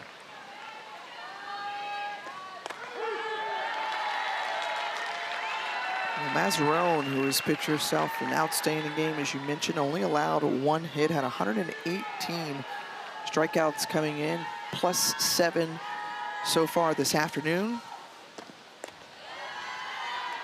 And again, you know, we've talked about just throughout their ACC series and throughout this season, the way that she, along with this pitching staff, have been able to attack the zone, command in the circle. Wins at Boston College, and NC State took down Georgia and South Carolina as well earlier in the season.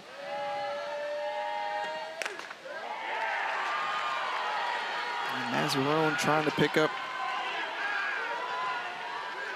her 10th win of the season if she continues on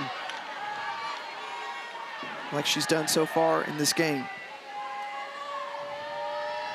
The 2-2 to Hannah Tober, right back to Mazzarone. The throw to first, and 1 retired.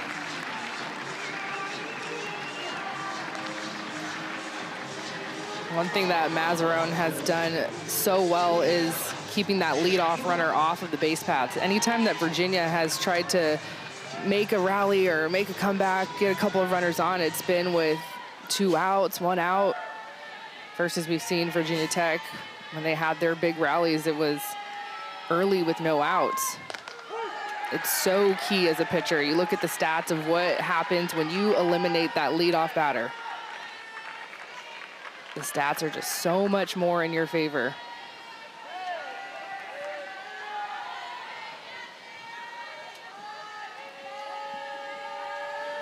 Jade Hilton quickly down the count, 0-2. Hilton, a player that we've talked about in the record books for Virginia. Coach talks about how she's just a player that's driven to be great, ultimate competitor.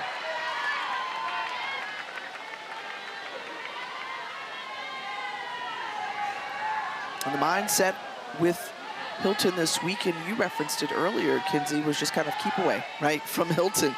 She's got 4 walks on the weekend. Pops this one up into foul territory. 3 Hokies going for it off the screen. And Hilton will get another crack at it. Yeah, especially with Virginia down a big power bat, down Bella Cabral, down Cassidy Hudson. They're 2 and 4 hitters. Chatfield, that ball taking a little bit of a ricochet. Trying to fight the wind a little bit.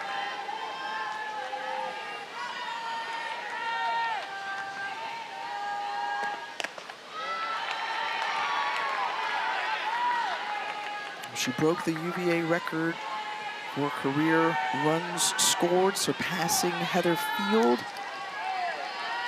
back in the early 2000s. So the home runs leader with 49 throughout her time here.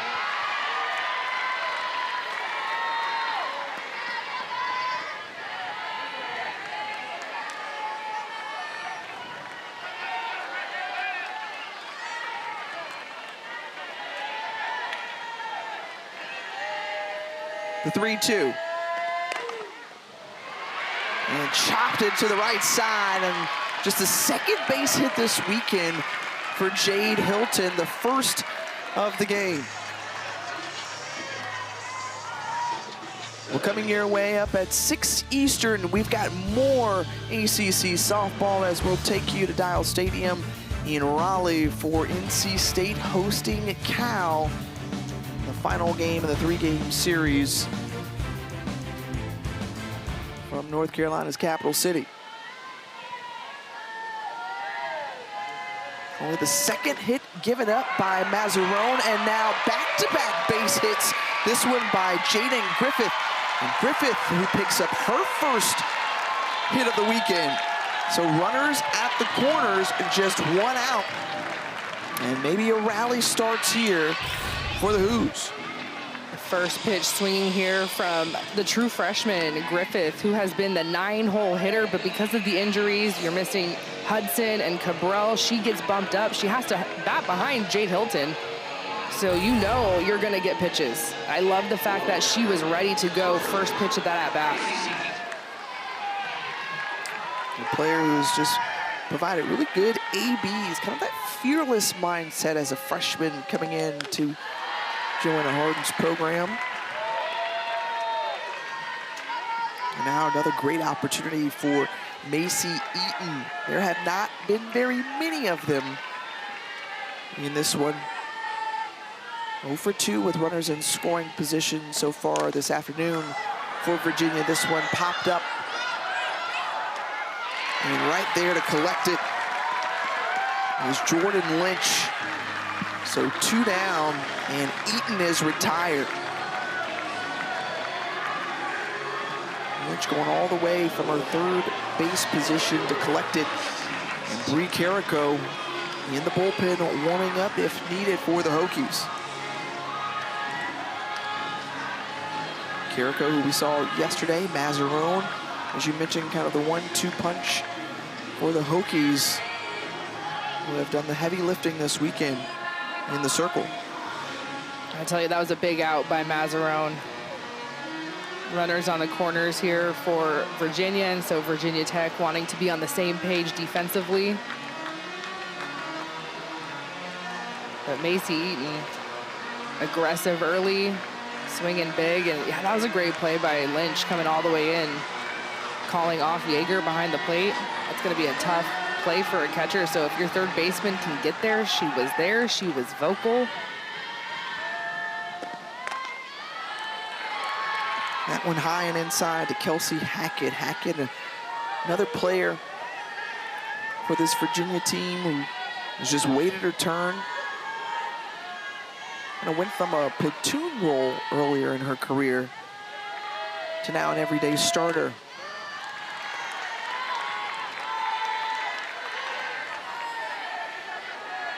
Her freshman year had only 2 at-bats.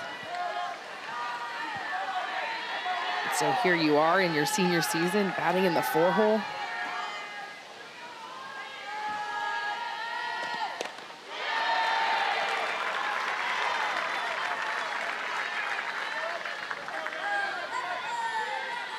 This is the 3rd straight inning that Virginia has had 2 runners on base and runners in scoring position. Well, check swing there over to first base. Chatfield fields it, and that ends the inning. So a couple of runners left on base for the Hoos, still not able to push anything across.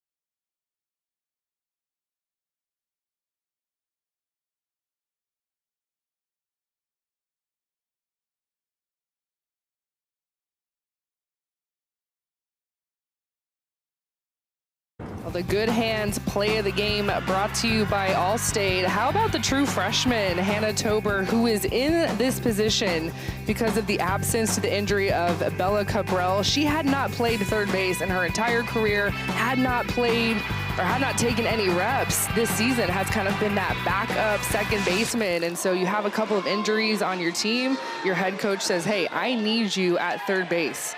Are you ready to rock? And what's crazy is that you just got to be ready to go wherever the coach shifts you over to, right? So she started at third base. Now she's chilling at second base. But this is the type of thrown into the fire type of mentality that Joanna Harden has utilized with this team. It's benefited them, obviously. Ranked 21st in the country. They've had great success throughout this season, but it only preps and primes you for, obviously, the ACC tournament and going into postseason play. And it's so huge for a freshman like Hannah Tober to get these meaningful reps for her career. See her over at second base now this inning, switching spots with Alex Call. Popped up behind the plate. It's now 2-2.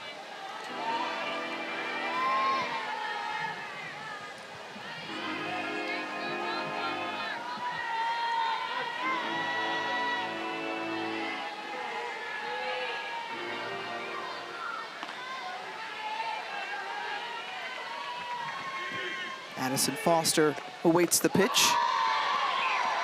Full count.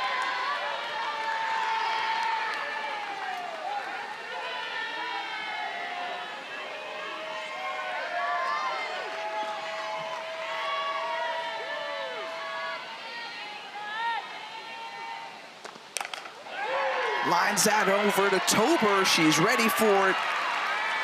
And 1 out recorded.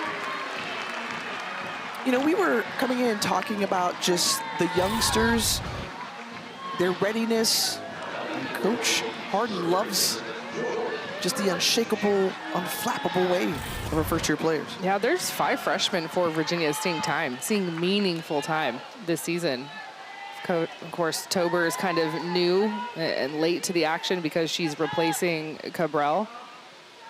But you think of Jaden Griffith in center field, Taylor Smith. We saw her yesterday, had a great relief appearance for Virginia in the circle. And then, of course, Reagan Hickey behind the plate, redshirt freshman catching for a senior. And in talking with both of the coaches, you had the opportunity just to ask them how they utilize the red shirt, because it's not something that we see as often nowadays. Everybody wants to get in and play immediately, right. But how beneficial it can be.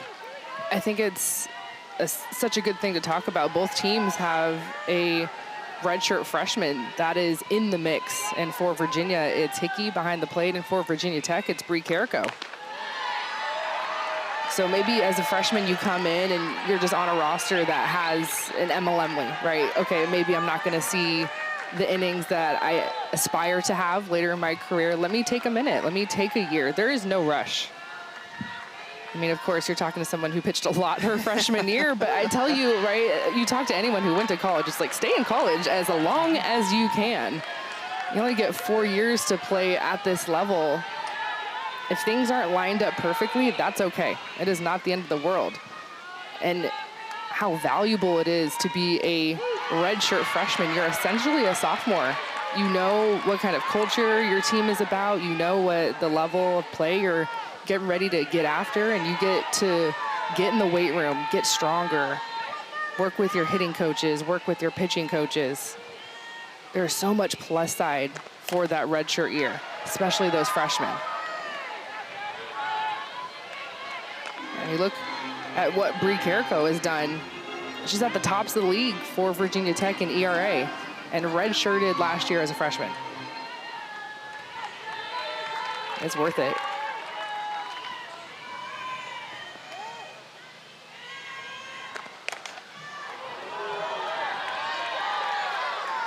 Jordan Lynch staying alive, fouls it off again.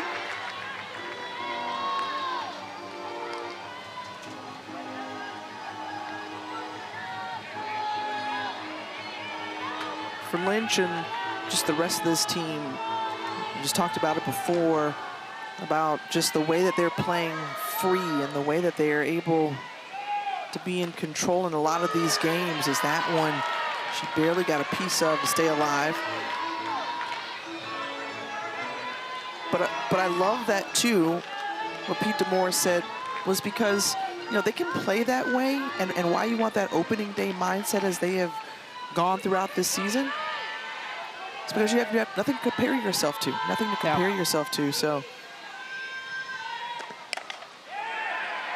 is that one lined out to left field, and 2 away.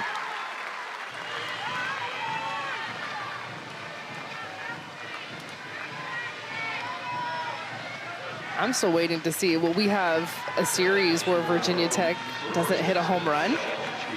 Well, what's crazy is, so our statistician Richard told us earlier, he went and dug that up, and there has been no series under the Pete D'Amour era where a ball has not left the yard in a series, and it still remains that way. So that's something to certainly keep an eye on as a 1-2-3 inning here in the 5th.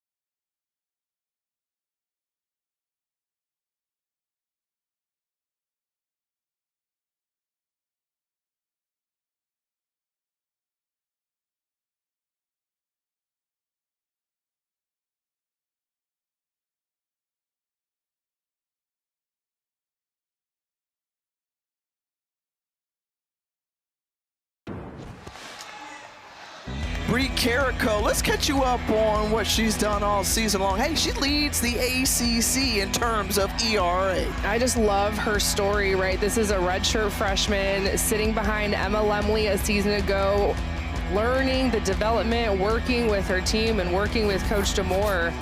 And he talked about last season, she was only throwing 58 miles an hour. They said, we know that there's more in that arm, so let's work for it. Let's work for next year. And so next year is here. She's throwing mid-60s. She's spinning it as good as anyone in the country. Has a great changeup. And she's coming in right now to try and close this game with 2 innings to go and get a big-time rivalry win.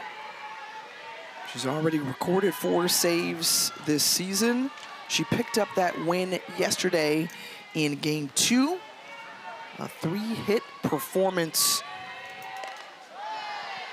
Only allowed 2 runs and struck out 5 in that victory.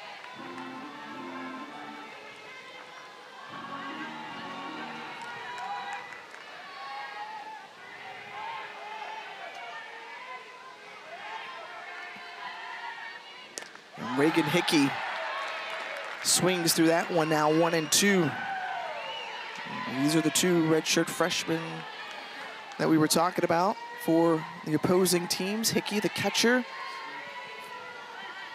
and Carrico in the circle for the Hokies. And he's able to push that one through the left side. And a Leadoff base hit for Reagan Hickey. So you saw Hickey sit on that changeup. That's a pitch that Carrico will throw a lot. Mid-60s. Upspin with that rise ball. Throws that rise ball a lot. Yeah, just think about the jump. As a true freshman in the fall, was throwing 58, 59, barely touching 60. And let's get in the weight room. Let's train like a Division I pitcher and see what could be.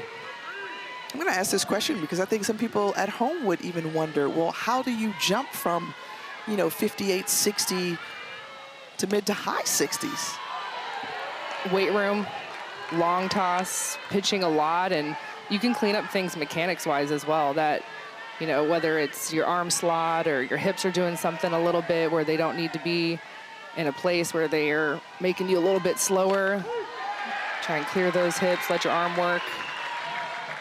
But getting in the weight room and being smart about what you're doing in the weight room, getting your legs strong.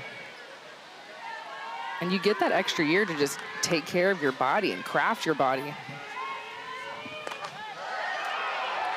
Oof. That one close.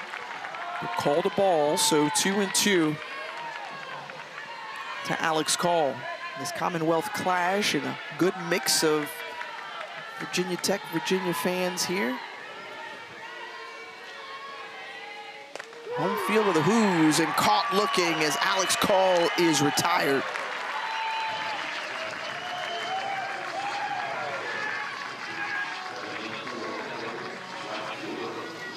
We're just picking up really where we saw Emma Mazzarone left off. She had 7 Ks before her afternoon was done. First recorded for Carrico. And gets Madison Green swinging on the first pitch. The last 3 innings for Virginia, they've had runners in scoring position. And just felt like every time Emma Mazzarone would clutch up and get a strikeout. So very similar theme here in this inning. Give up a leadoff single and you clutch up with a strikeout.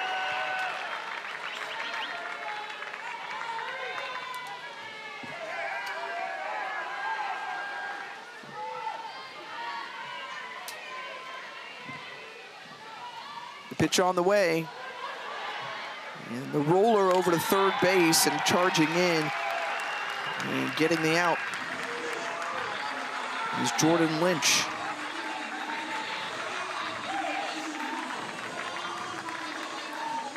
Just the combination of Emma Mazzarone, the junior, the lefty. See her line there. Kept Virginia Tech in command. Just the 3 walks, but no harm, no foul. Didn't come around to score. And then you combine her with the freshman righty. So you have 2 pitchers that you can trust against any lineup in the country, and they complement each other so well.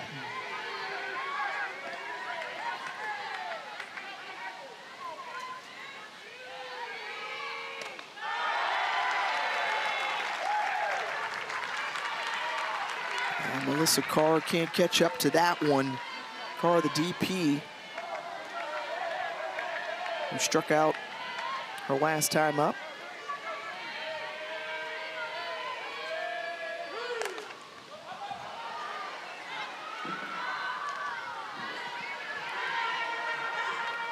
But again, you think about just the success that we have seen in the circle over the years from the Hokies. Continue to mention Emma Limley, who graduated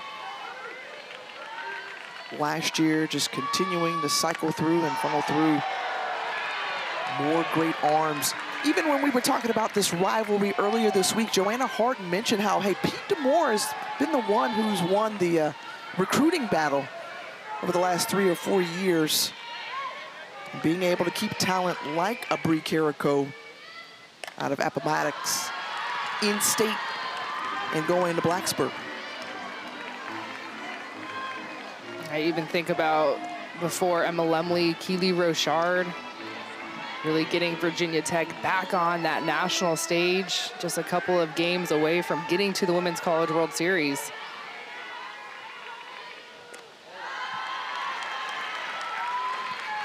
Virginia Tech has not hosted since 2022, and so they're in a great spot this season to get back.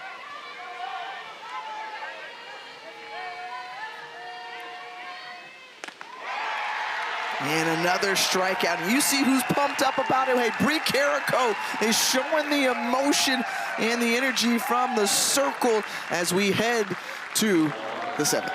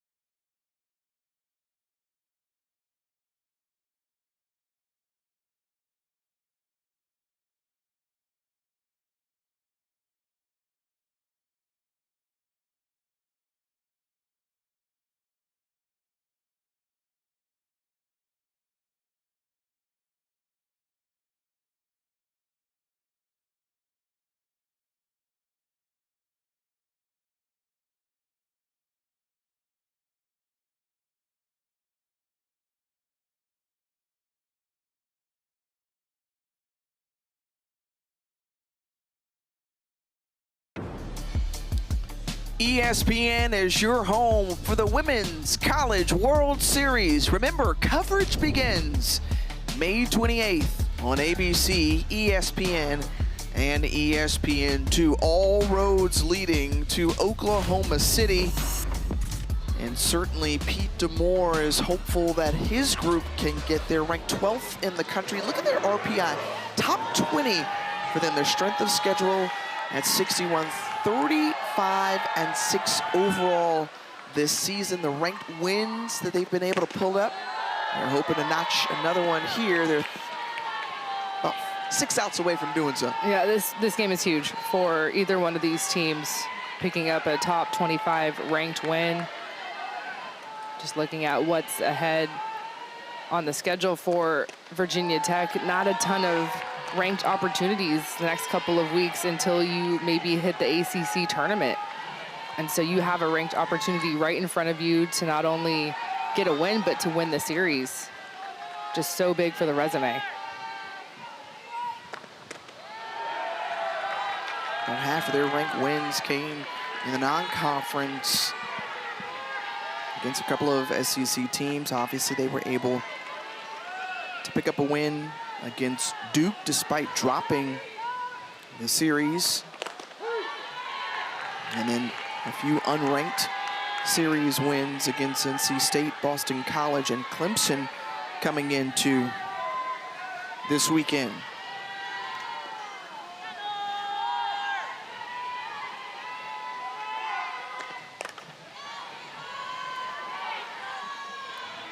Abramovich leaves it off. 4, 5, and 6 due up here for the Hokies.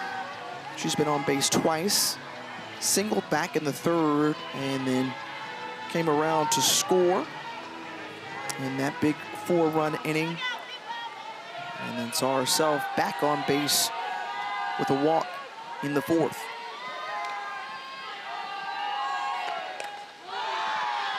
Right back our way and out of play.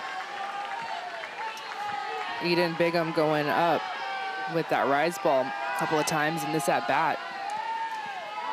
Trying to expose that big swing, that home run type of swing from Abramovich.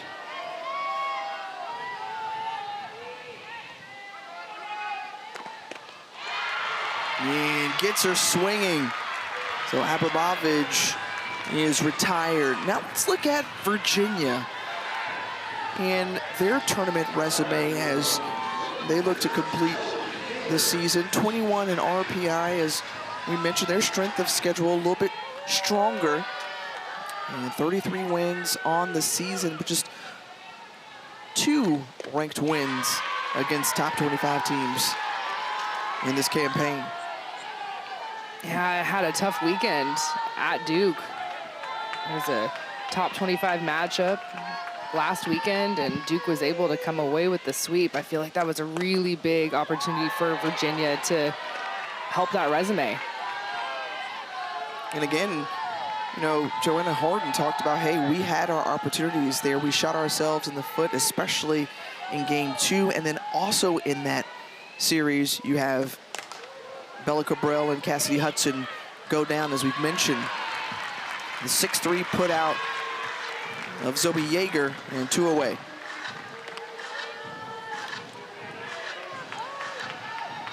But another lesson learned from that weekend, hey, look, next player up, and that has been exactly the mindset. New kids, new players getting opportunities. We have seen that. I think she started 4 freshmen in their midweek game. And again,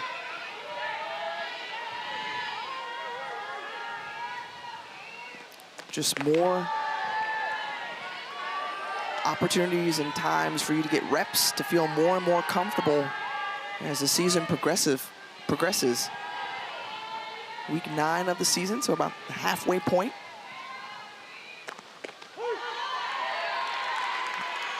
I love this part of the season when, you know, all of us have the luxury of, you know, who's going to be hosting who, and I think it's going to be a dogfight. Those maybe 10 through 16 spots for hosting regionals. There's so many teams right now that have opportunity for movement up or down. Well, out of the ACC, Virginia Tech, Florida State, with great opportunities. Tell you, Duke is kind of wafting. We talked a little bit before about just how they're a team that is kind of streaky, yeah, as you mentioned. Yeah.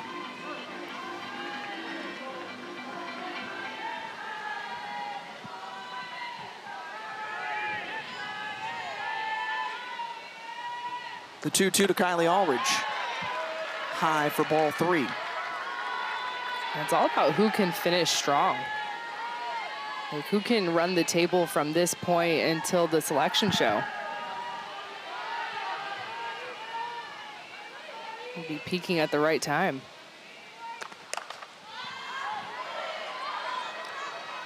Towering fly ball into right field. And that ends the inning. So down to their final 3 outs in this Commonwealth clash. And Virginia is trailing by 5-10.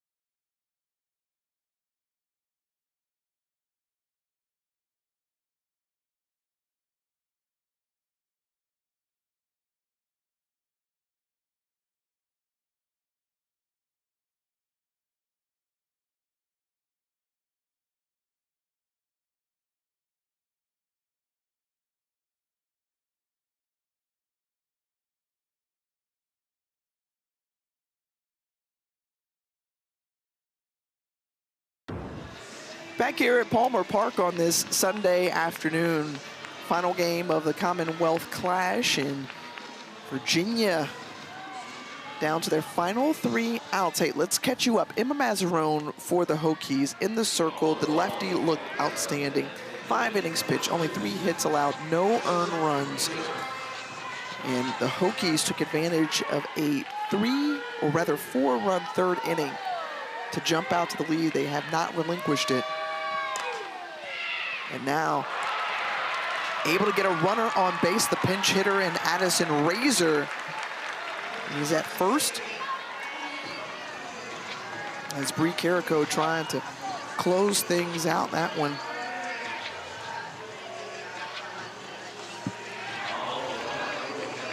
Just eating up Jordan Lynch a little bit. Fighting a little sun over there. I think if you ask her, she'll want that one back.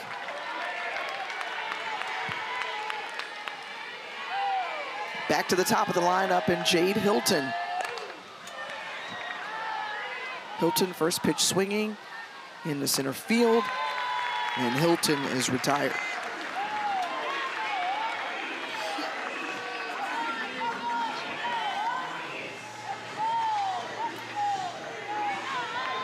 And so we were just remarking the top half of the inning when it ended for Virginia Tech. No home runs. No home runs for the Hokies. Crazy. First time in the Coach DeMoore era where a series in ACC play, the Hokies do not have a home run. One of the best offenses, one of the top home run hitting teams. But I can guarantee you he's almost probably more excited about we found ways to score without the big hit. Mm-hmm.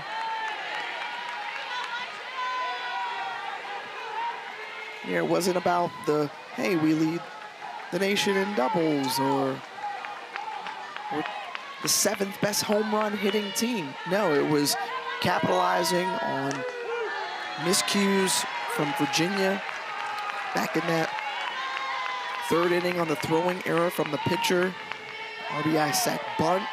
So again, the production there, and then Castine with an RBI single. Yeah, it's all about the clutch hitting. Had a couple of opportunities in that 3rd inning where, of course, yes, there was an error, there was a leadoff walk, but getting the key hit, and it's something that Virginia just was not able to get today.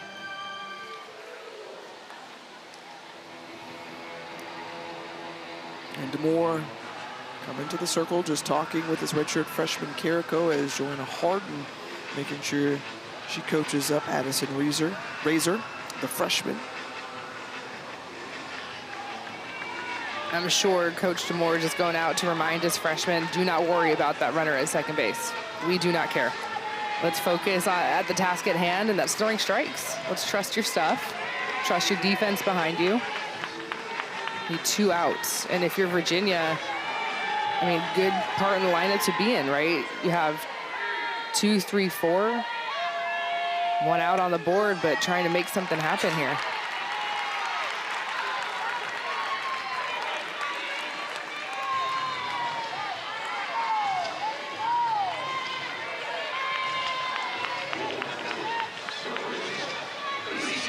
So now Jaden Griffith at first after the walk. Razor at second. And Macy Eaton at the plate. Do the Hoos have a rally in them?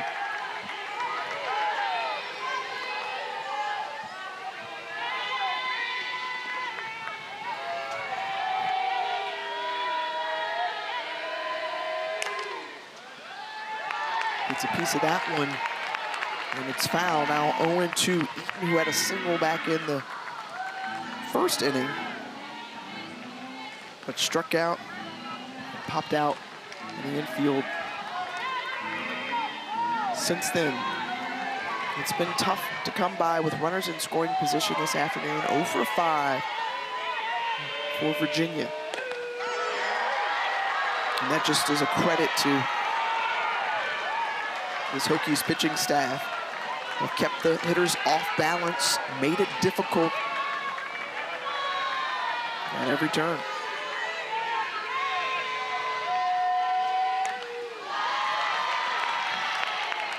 I just love what I'm seeing from Carrico. Every pitch she's missing with intention. 1-2 count, and is really working those edges just so finely. Low and in, up and away.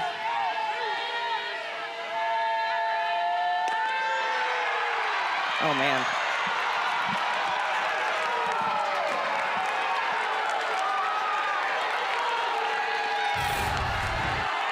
I always have a big strike zone. I'm a pitcher. I'm like, that's strike 3.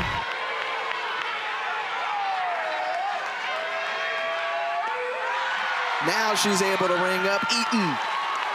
Bree Carrico and the Hokies 1 out away from taking this Commonwealth Clash series. I'm loving the emotion that we're seeing from the freshman. Doesn't get the call, but let's try something else. Go upstairs a little bit, low rise. You can see Eaton, her big swing underneath it. And coming right back with a strike to start it off against Kelsey Hackett. Well, the last time Virginia was shut out, we got to go back to last season, April 27th against Stanford. And they are in jeopardy of doing that once again. And this is a series, folks, that has been heavily favored by Virginia Tech. The Hoos were coming in here trying to dust off their first win since 2011. But Virginia Tech was just come back after dropping game 1. It was Bree Carrico who led the way in the circle yesterday to even the series. And she's going to follow up Emma Mazzarone, the job she did today in the circle to try to close it out, and is able to do so. That's the ball game as Virginia Tech is able to claim the Commonwealth Clash once again as they win on the road where they've been outstanding over Virginia. What a performance. Emma Mazzarone and Bree Carrico, 11 Ks for the shutout. And the bragging rights travel back to Blacksburg, Virginia. The final on this one, 5-0, 4th straight series win for Kinsey Fowler. I'm Tiffany Green. Now let's send it to Mike Cousins and the great Monica Abbott.